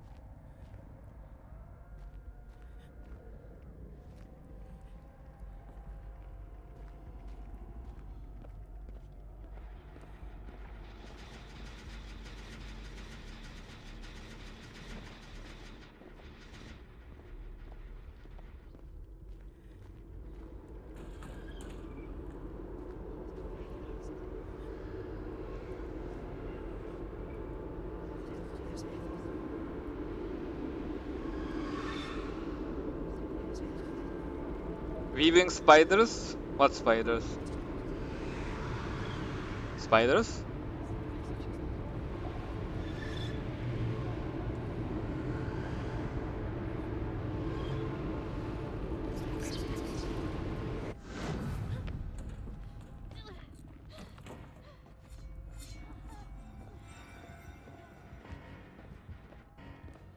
You're done.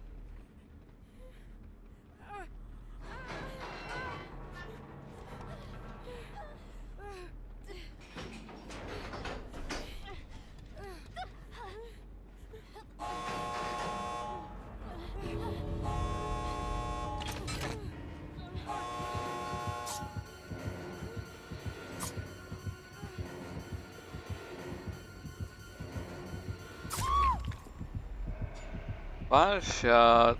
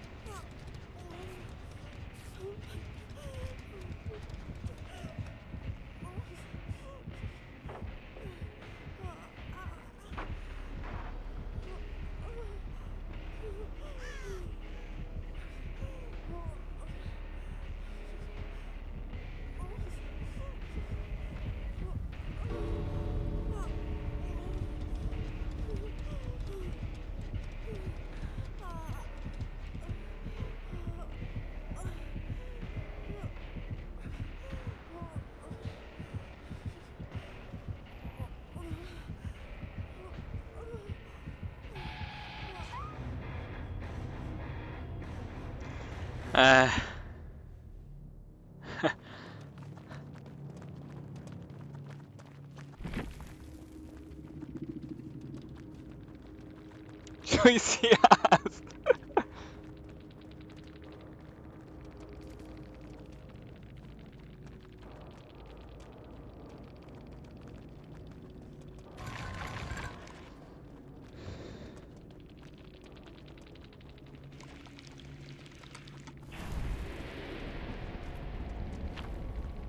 Devotion.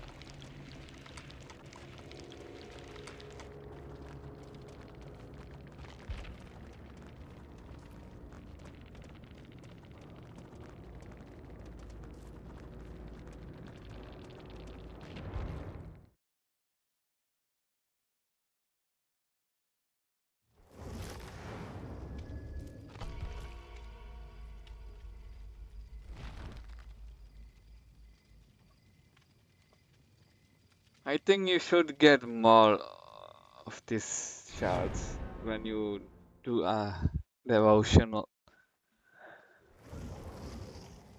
At least like 500, not the regular amount.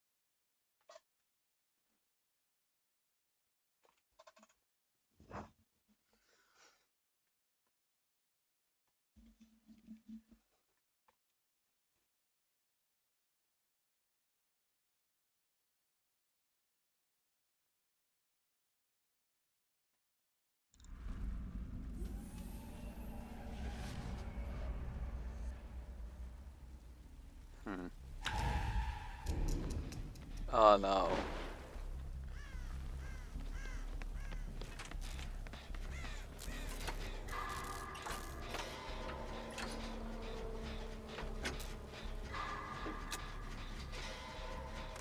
Oh man.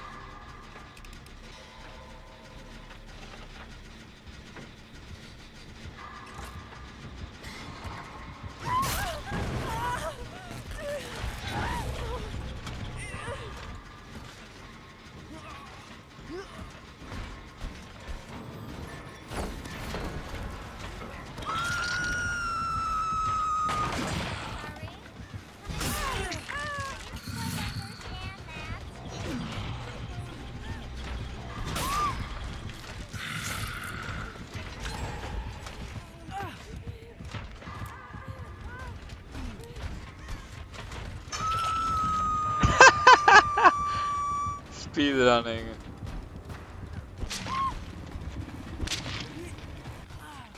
No, no, no, no, no, no, no, no, no, no. Don't do it.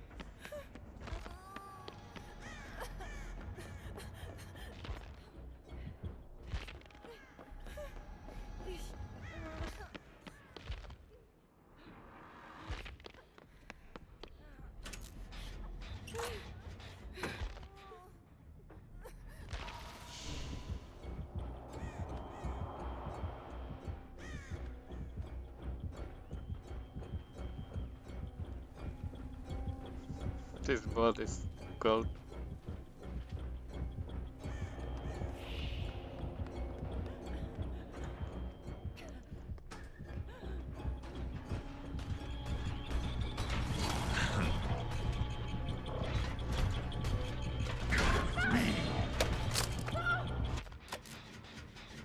Well.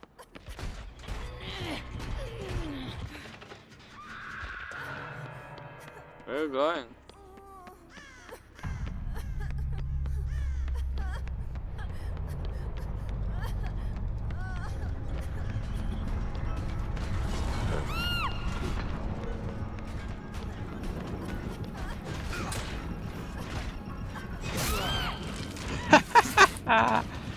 He didn't notice.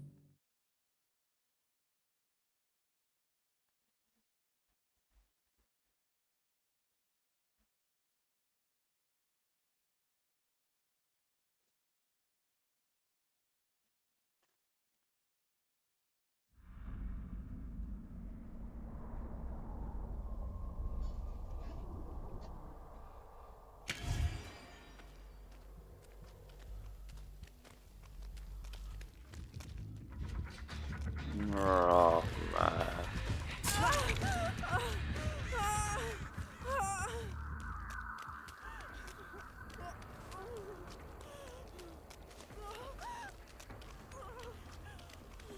I'm bleeding.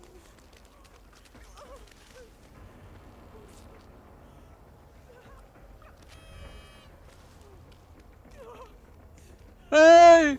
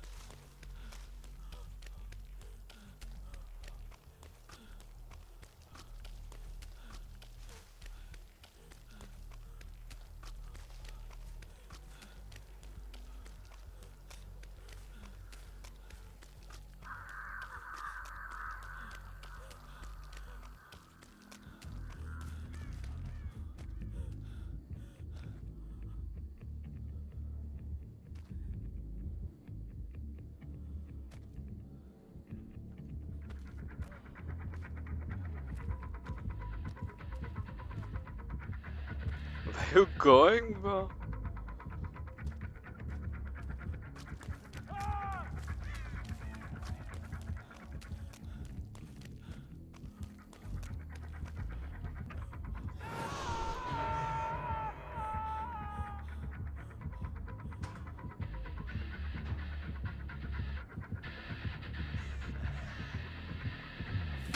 Bro, what?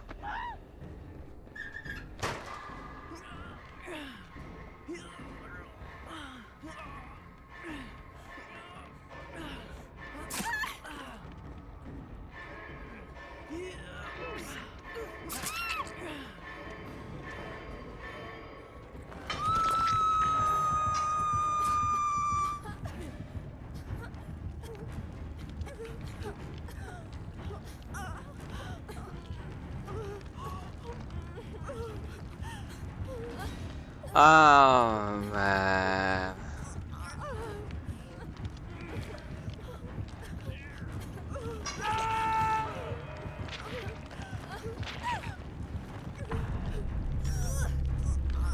Great.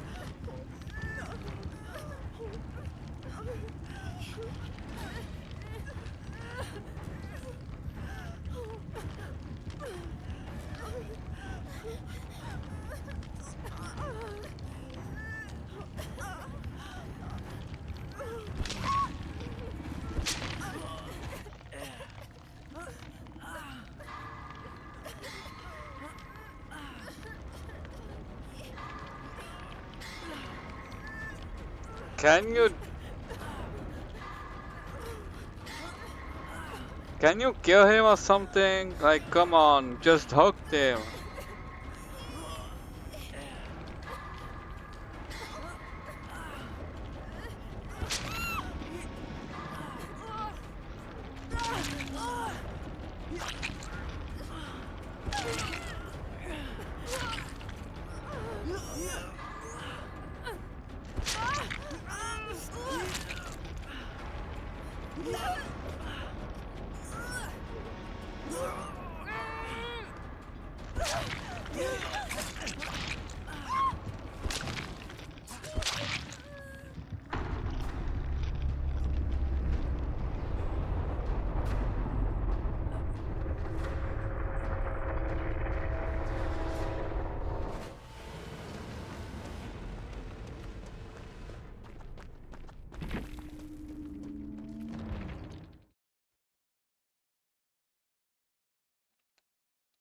Disaster.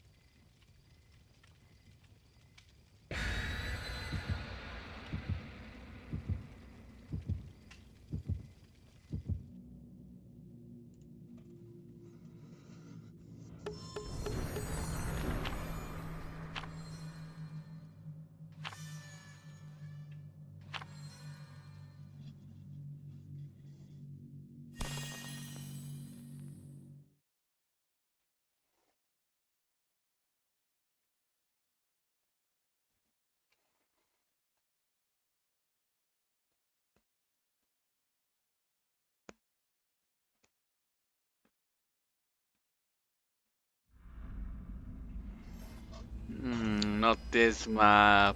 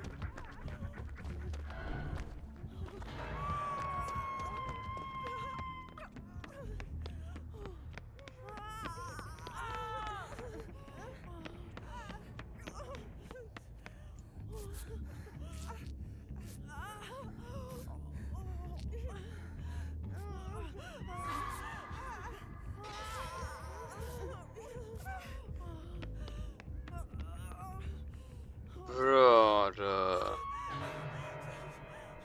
No wonder everybody doing the same thing over and over. They're just new players.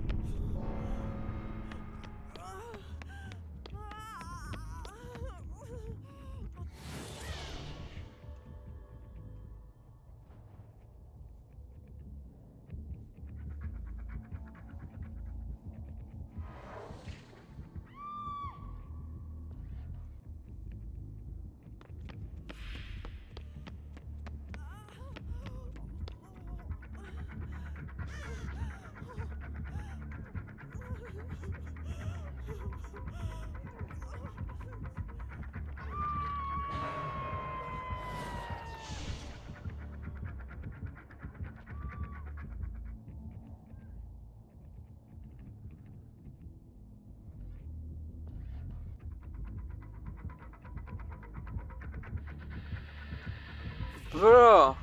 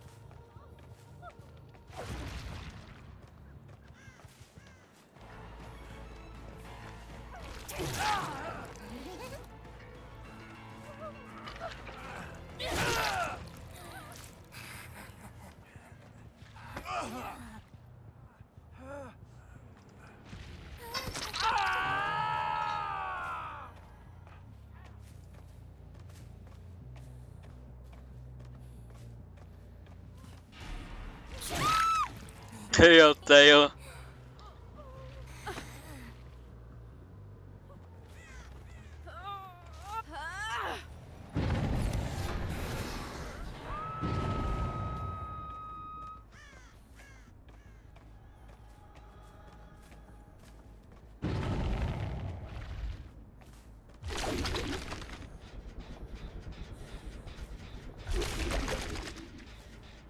What?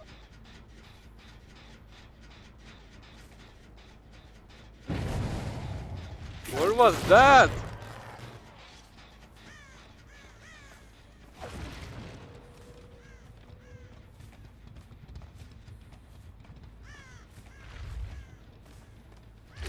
I can see that there from a mile.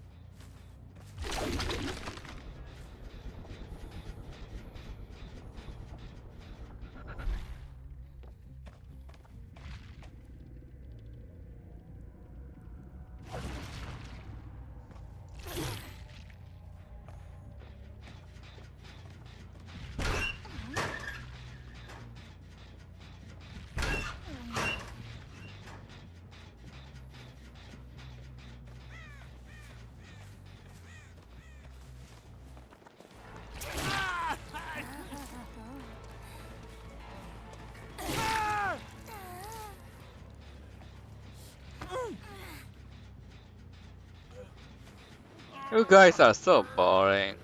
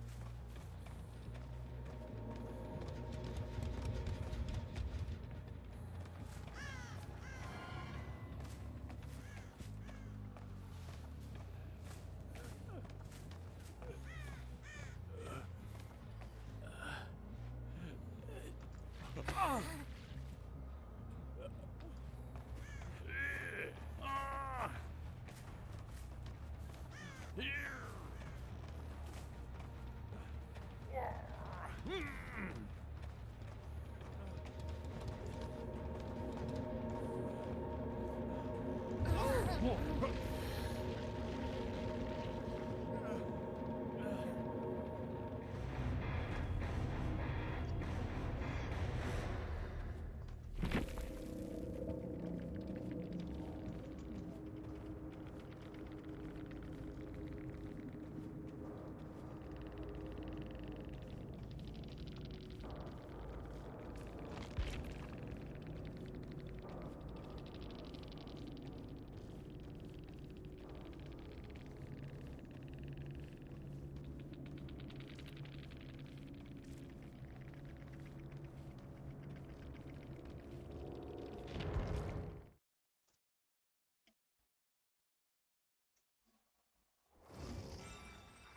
うしたの？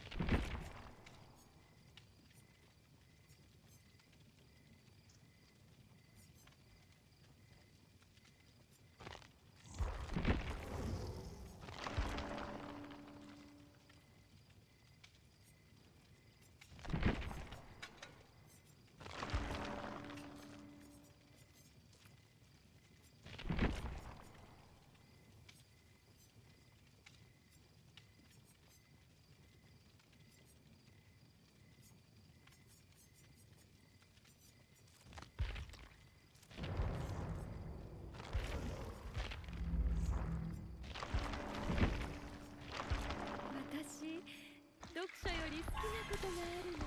それはね。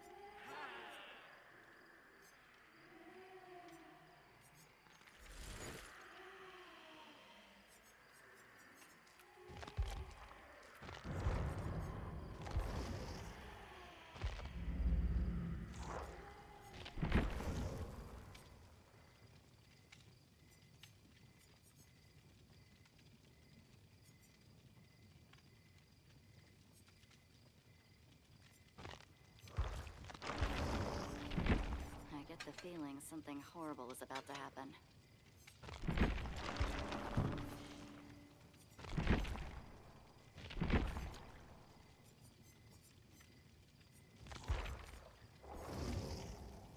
I guess I could spare a few more minutes for you.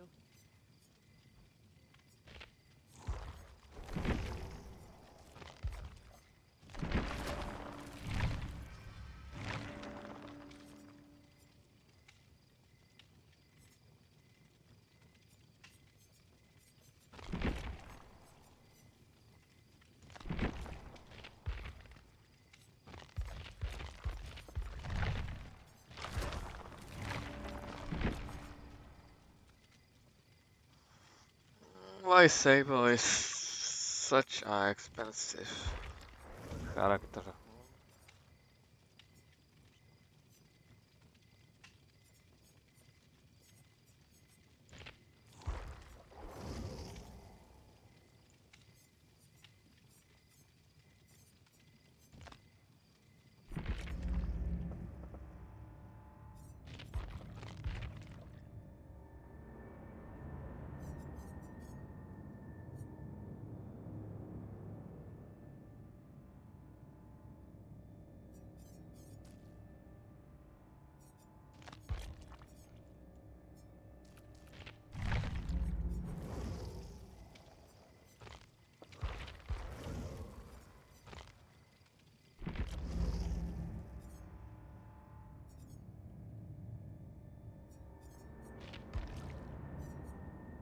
Schools?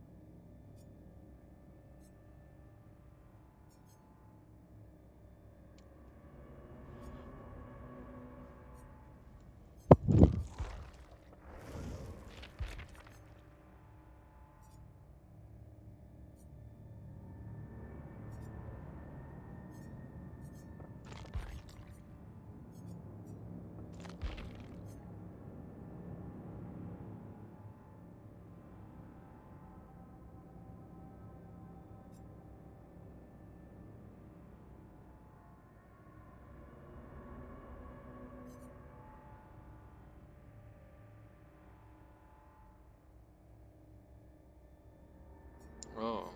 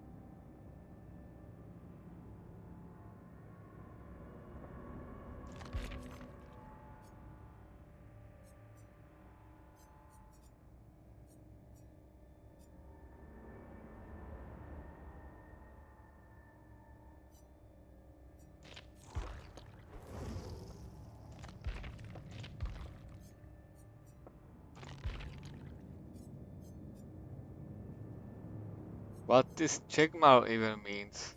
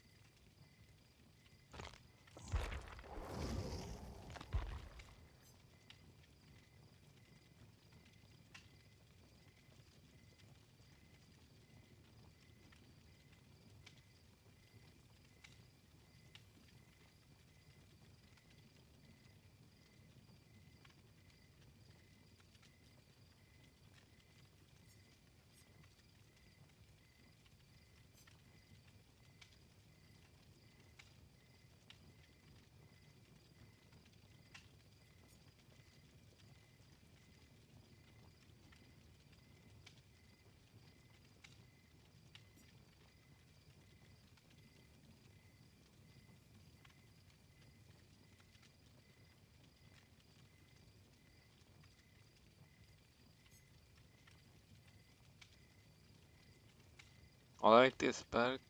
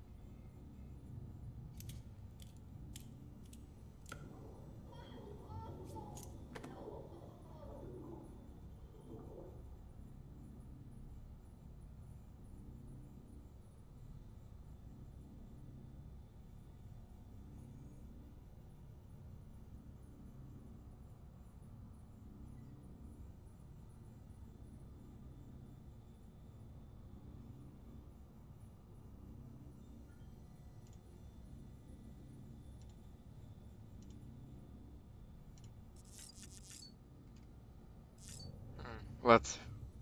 Why my hands are so dirty?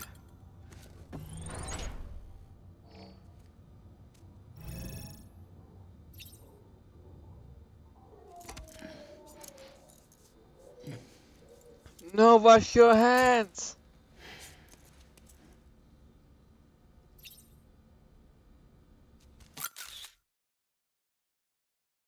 Huh?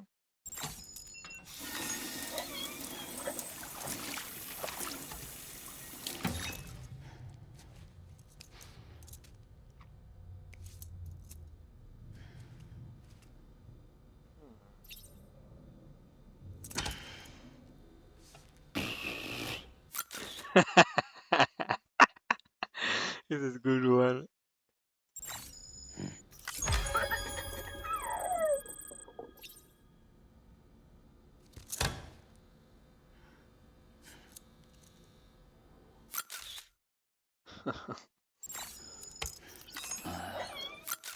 Ah! I miss it.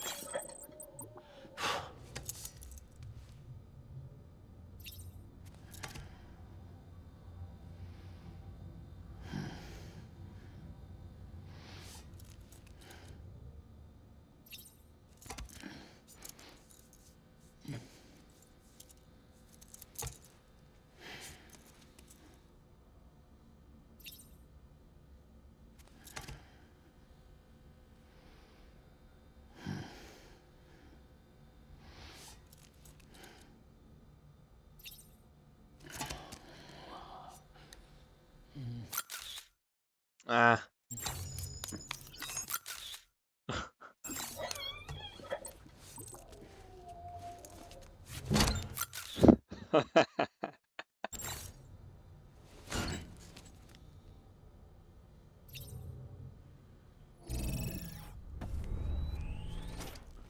Well, that was funny.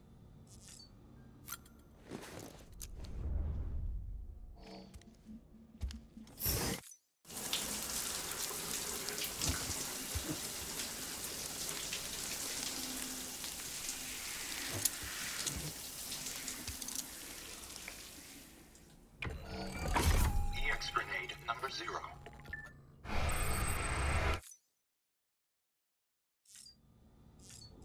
Still, the hands are black for some reason.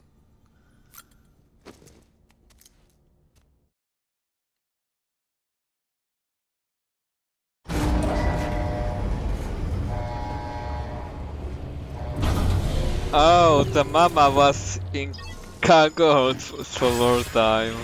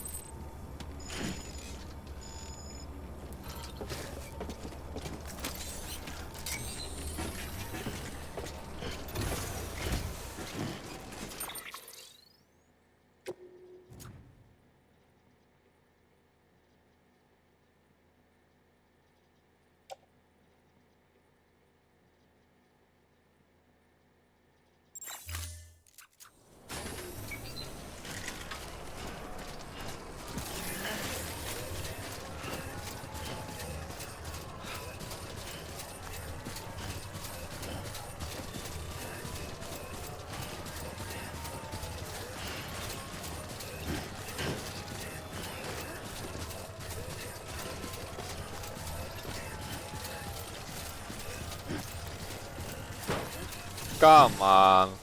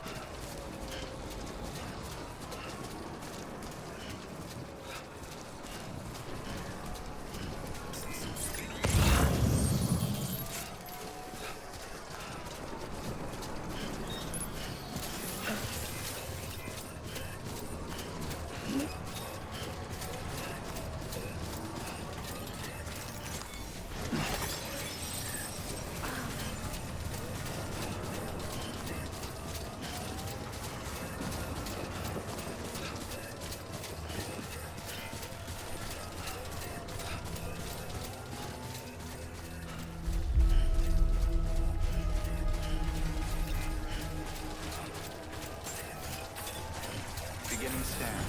Scanning bridges ID. Verifying ID. Clear. Weapons detected. All weapons will be locked until departure. All clear.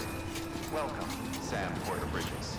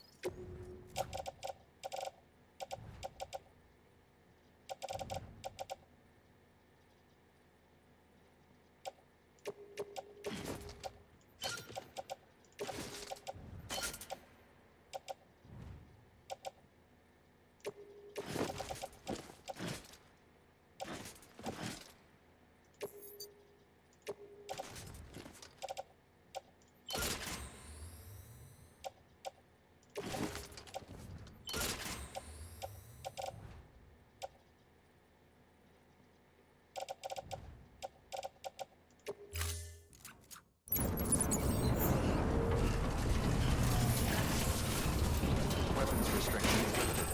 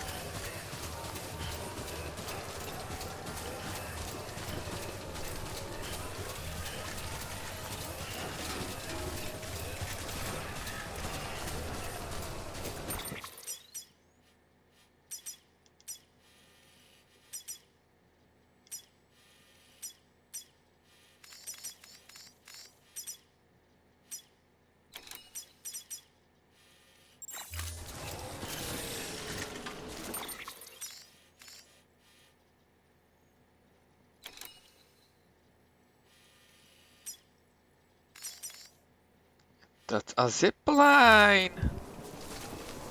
Damn it!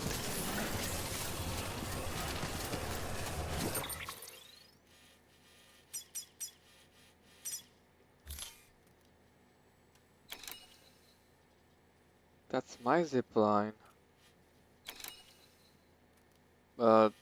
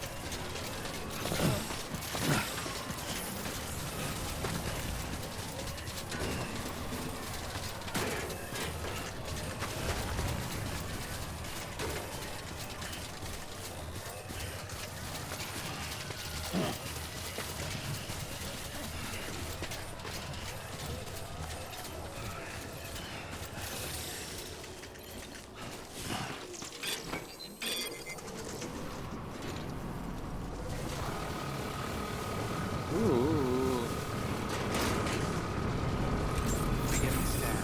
Scanning bridges ID. Verifying ID. Clear. Weapons detected. All weapons will be locked until departure. All clear.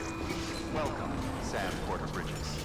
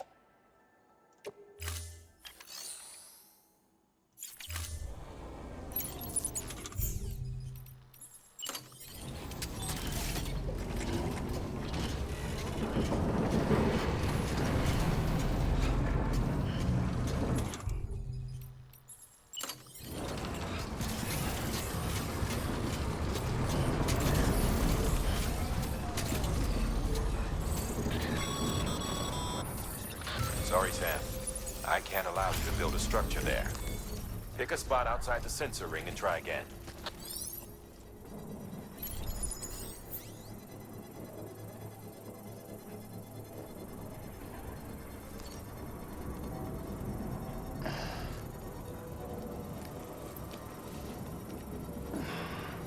Construction complete.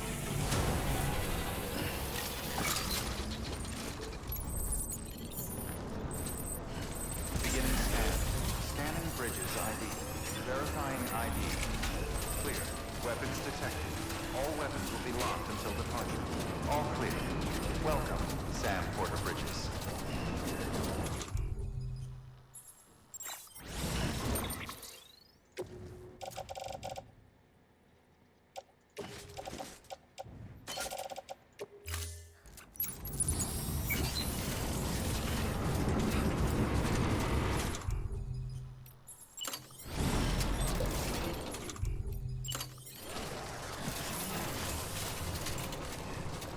Weapons restrictions lifted.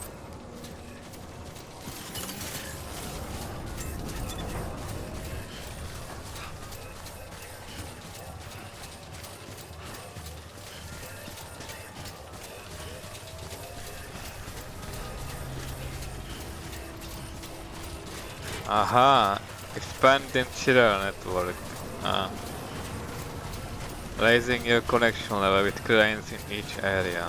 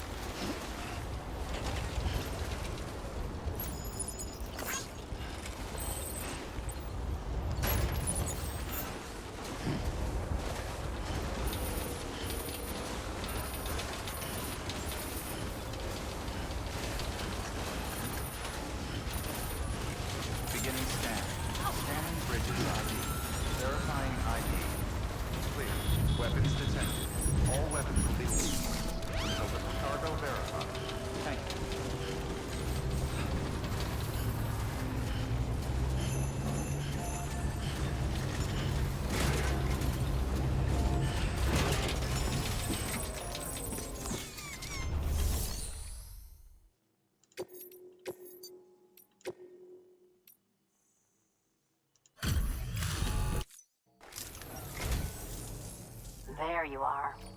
You've...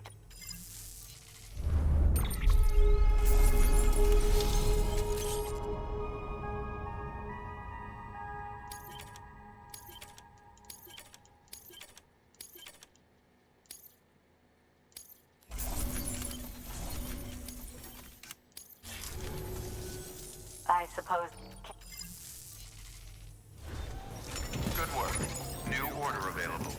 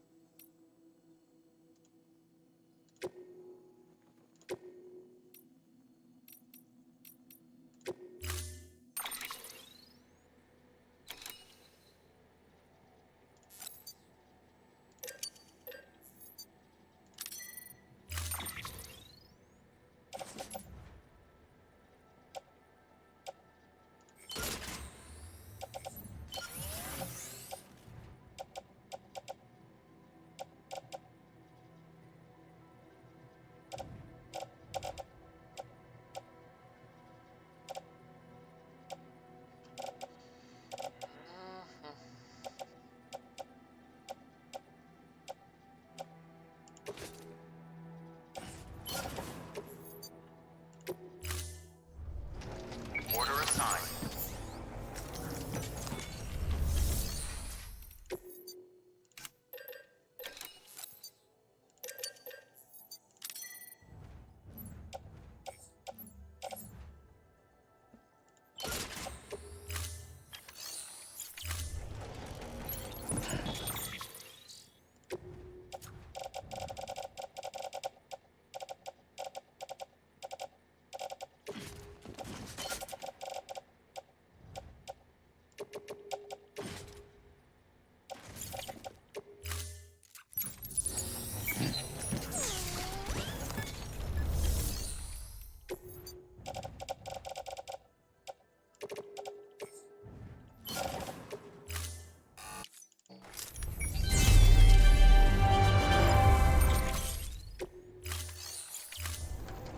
Thank you for your contribution. Use of weapons is prohibited.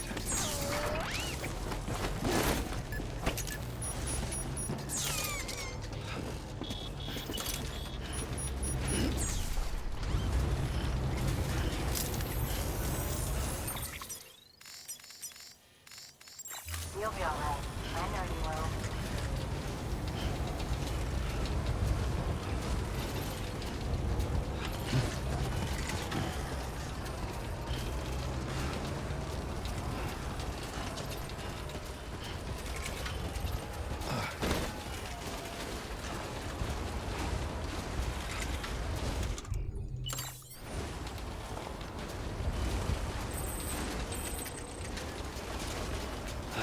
Weapons restrictions lifted.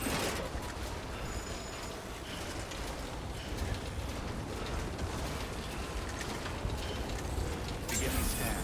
Scanning bridges ID. Verifying O.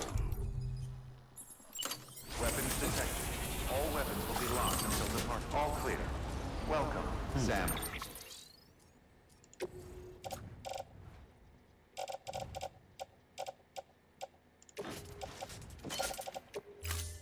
Porter Bridges.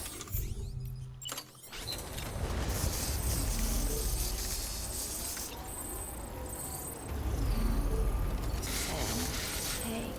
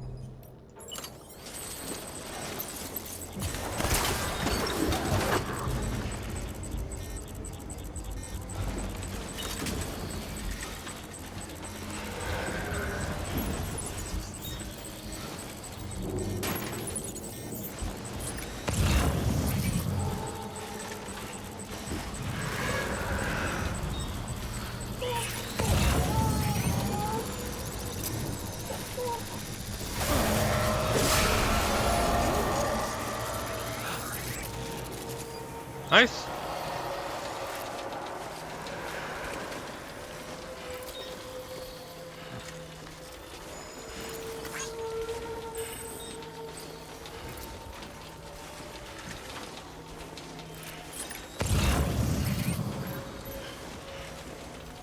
This cutter is actually good. ATs are gone. Anyway. Hey, Sam. Do you remember your own birth? Me. I remember being inside the womb. How can anybody I wasn't alone. remember that? Only few of people can I actually. could hear my mother's heartbeat. Hers. In Loch Ness. We were conjoined twins. One and the same before we were born. They tried to separate us with surgery. The operation was successful. We were still one. We knew each other's thoughts without saying a word. My joy was her joy. Her pain was my pain. I knew the distance was too great for us to overcome. Some may call it a kind of telepathy. Divided in body, joined in spirit. We had a beach just for us. One we shared. Our own private chiral network, you might say. With Cupids, we can build one that will let everyone share what Lochna and I have. I saw it laid out before me after I signed up for Bridges. A network that could unite everyone, no matter how scattered or different. It would make us whole. It wouldn't be about bringing people into line. It would be about bringing them into the fold, where they'd share alike. I knew it could change the world. With Amelie's help, we finalized the Cupid design. But after the attack and the birth, everything changed. For the first time in my life, Lochna wasn't there. But I'm not alone anymore. I can feel her again. She's close. Thank you, Sam. I feel whole again.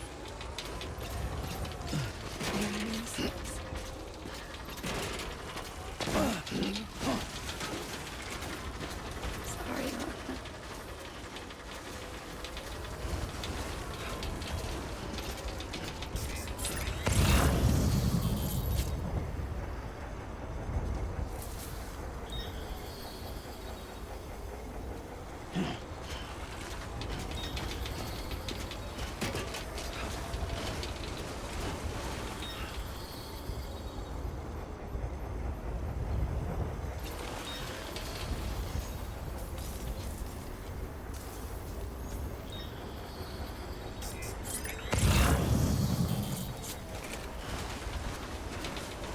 Don't tell me she died.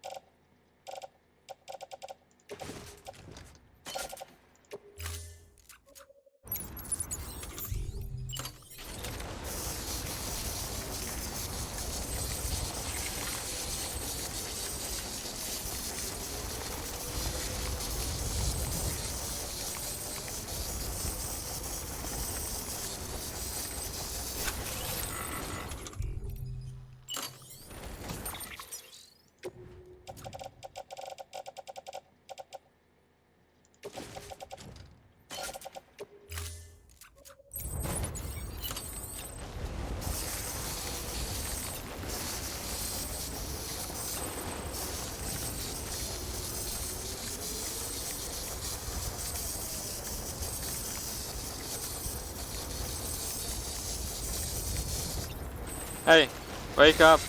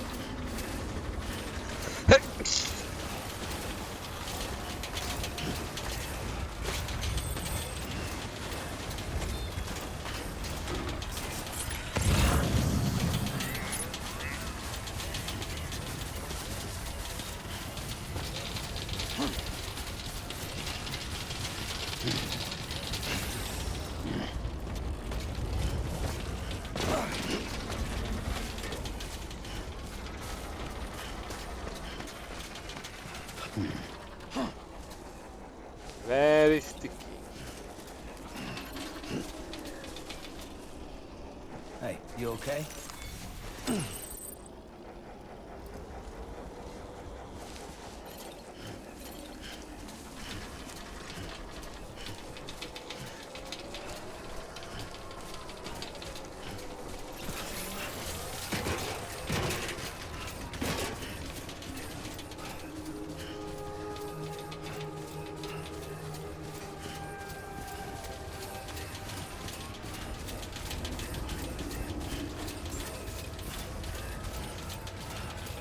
Beginning scan.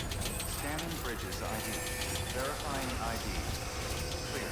Weapons detected. All weapons will be locked until departure. All clear. Welcome, Sam. Decontaminating suit. All clear. Welcome, Sam Porter Bridges.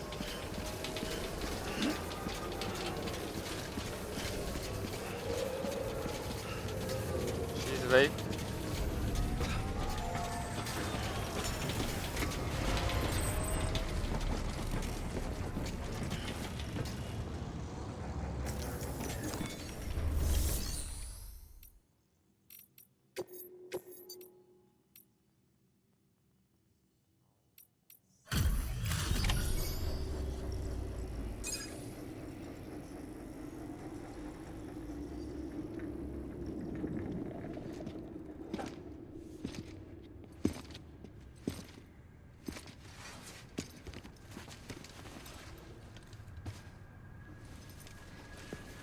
Lincoln, no.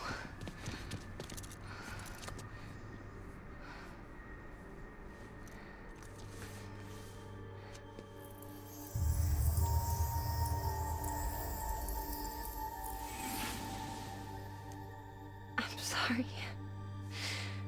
I'm so sorry. I love you so much. I love you so much. It's good to hear your voice again.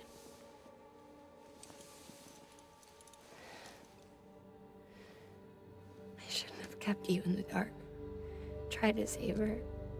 I couldn't. You don't have to say it anymore.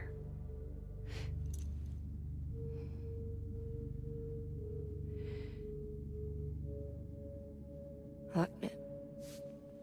You need to fix his Cupid. I couldn't save our child, but you can save our world. Only you. I love you. You hear me? Forever. And always.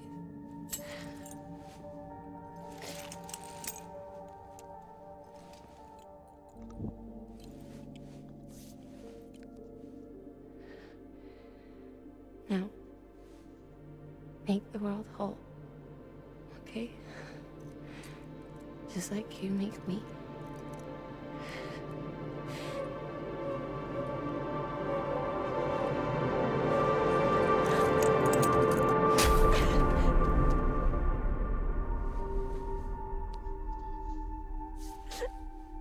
So dramatic.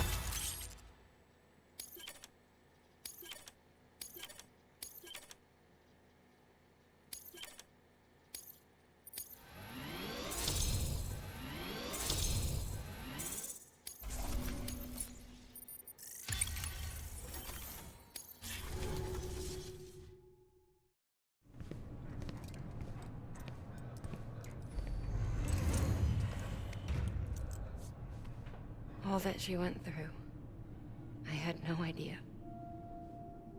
I thought she'd severed our bond on purpose, that she stole our child and ran.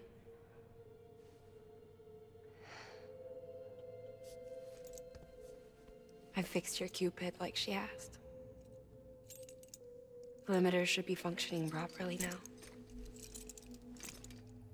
There is one thing. Before I sat down to work, I took a long, hard look at the code. I'm pretty sure someone's tweaked it. Either that, or my memory's going to pieces. Someone rewrote your code? Rewrote might be overstating it. Let's just say it wasn't the latest version I released. And yet, because of it, I was finally reunited with Lincoln. Could be we found our culprit already.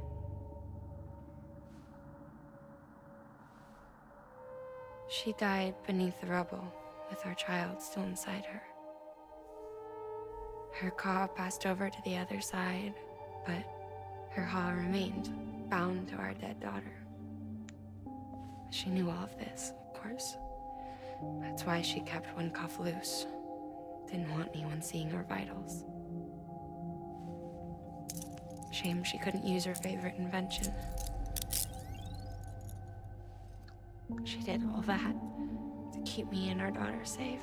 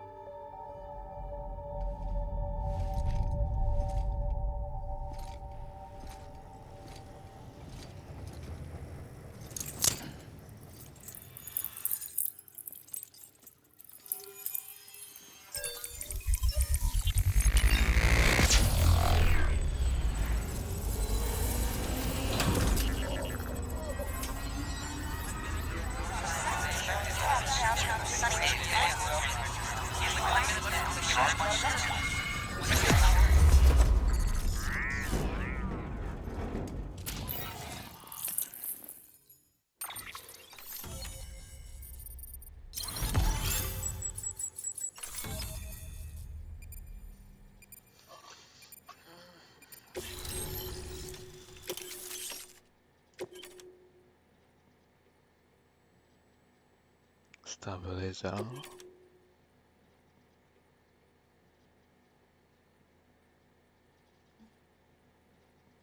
Cargo catapult.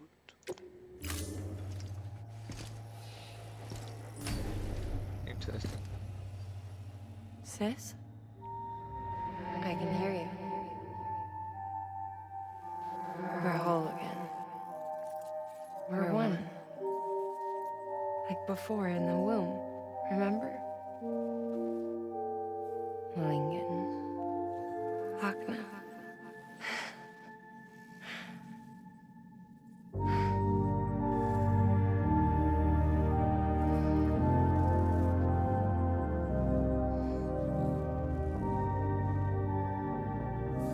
Well done, Sam.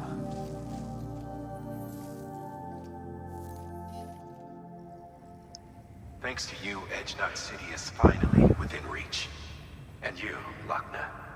Your work will help ensure that the Chiron network remains online. Together, we might just make it all the way west. Now then, Sam, there's something else you ought to know. We've been studying the data from when you claim you encountered those soldiers. We had audio, which doesn't paint a complete picture on its own, but the languages, the names, and terms we picked out, the munitions we could identify, everything seems to indicate that you were on a battlefield over 100 years ago. World War I, to be precise. It wasn't a dream. Wasn't a hallucination. Maybe you were spirited away to another dimension or something.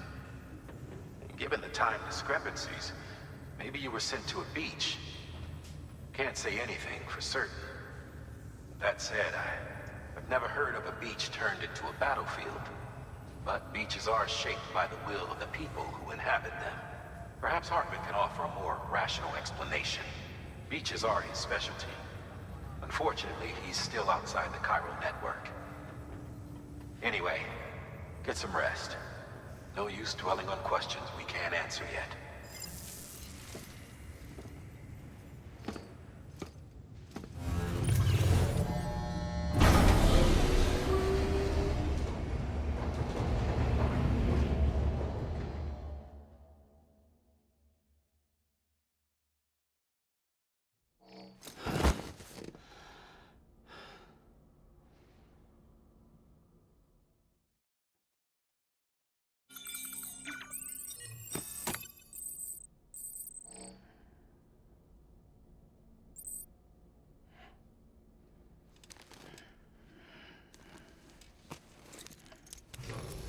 Good morning, Sam. Blood collection complete. Thank you for your generosity.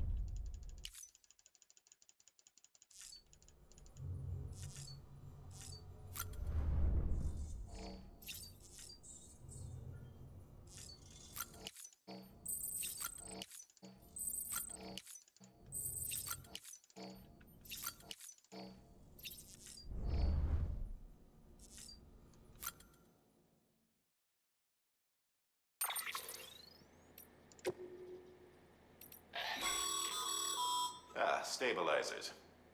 They help you stay upright if you stumble. When you attempt to regain your balance, they automatically engage their attitude control system to provide assistance. And if that isn't enough to stop you falling over, they'll reduce the impact for you and your cargo.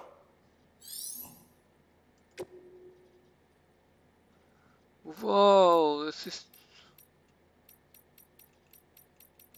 is really big.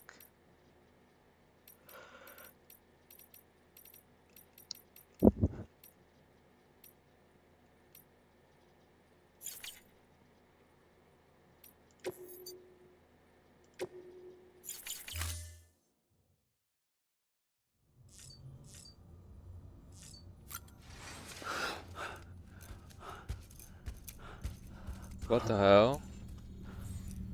Lou?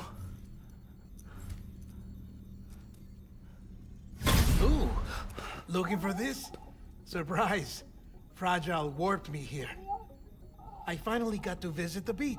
Well, her beach. Don't worry, I didn't come all this way for the sightseeing. Your beloved BB has a serious issue.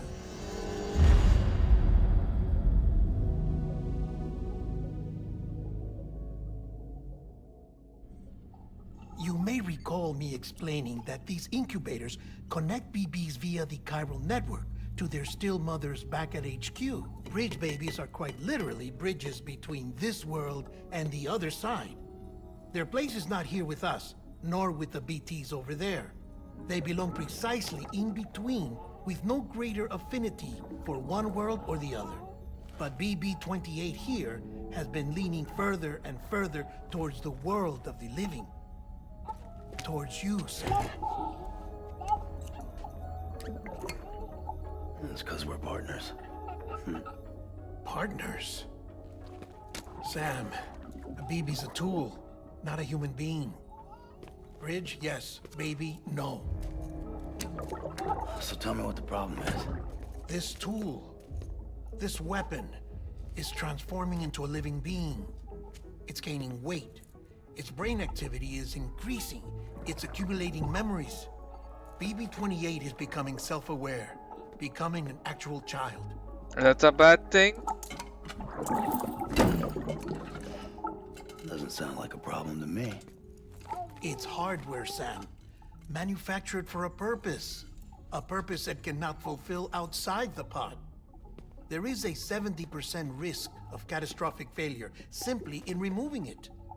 Which hardly matters because at this point, it'll cease functioning within a couple of days. Cease functioning? That's right. Not even the pod will be enough. It'll be bricked. What do we do? We reset it. You'll have to leave it with me, of course. I'll cut the cord that links the two of you and then perform an operation that reconnects it to the other side. Think of it as a little tug to correct its alignment. To put it back where it belongs, right between the world of the living and the dead. But like I said, you'll have to be without it for a while. You're sure this'll work? Of course. One catch, though. The surgery may erase its memories. Erase? Will forget me? Relax. The BB will still function as intended. You just have to trust me. Come on. I'm telling you, it's like a game. Just select retry and start again.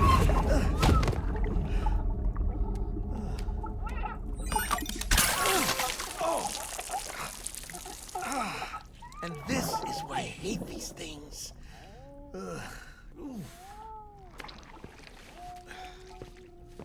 Sam, I was already filthy from my trip through the beach, but now your BB has added insult to injury.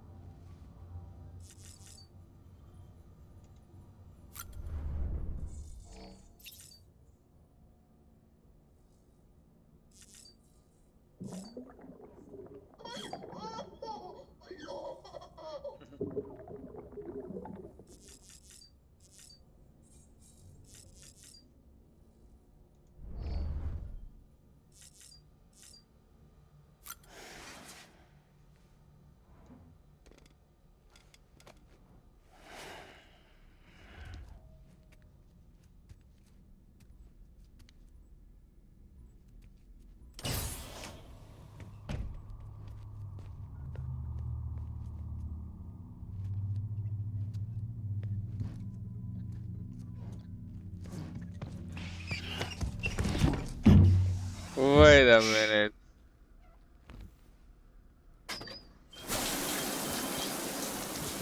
No one can spy on us in here.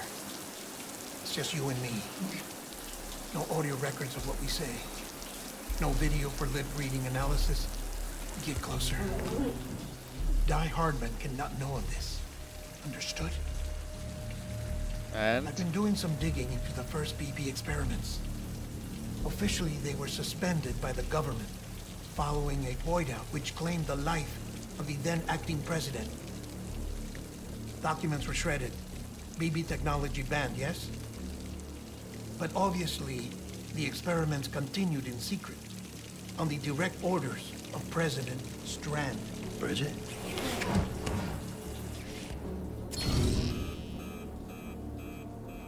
The BBs were essential to solving the mystery of the Death Stranding. Oh, she had big plans for them. They weren't designed just to be BT detectors. She wanted to incorporate them into the chiral network to facilitate travel to the beach. But none of her plans ever came to fruition. And now BB Tech has fallen into terrorist hands. What's Die Hardman's part in this? I'm afraid to find out. I don't know how long he was working for Strand. I don't even know his real name or his face. I thought you might, since you two go further back. He was already wearing the mask when I met him. Something about burning his face. Right. Sorry. School face?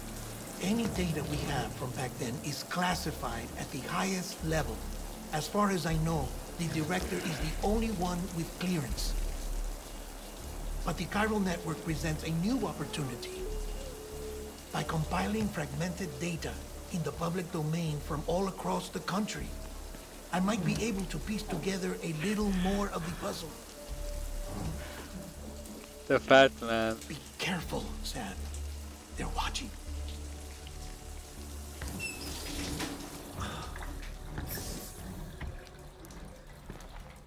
Well, Sam, you're a good sport. I'll give you that.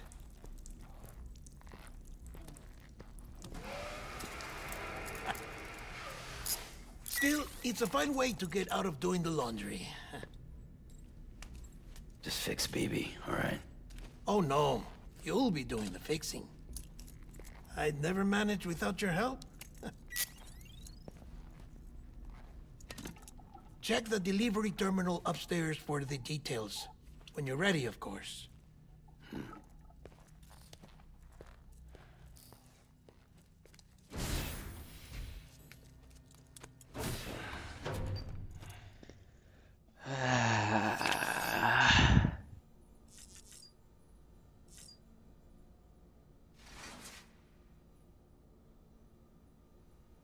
The droplets are not here.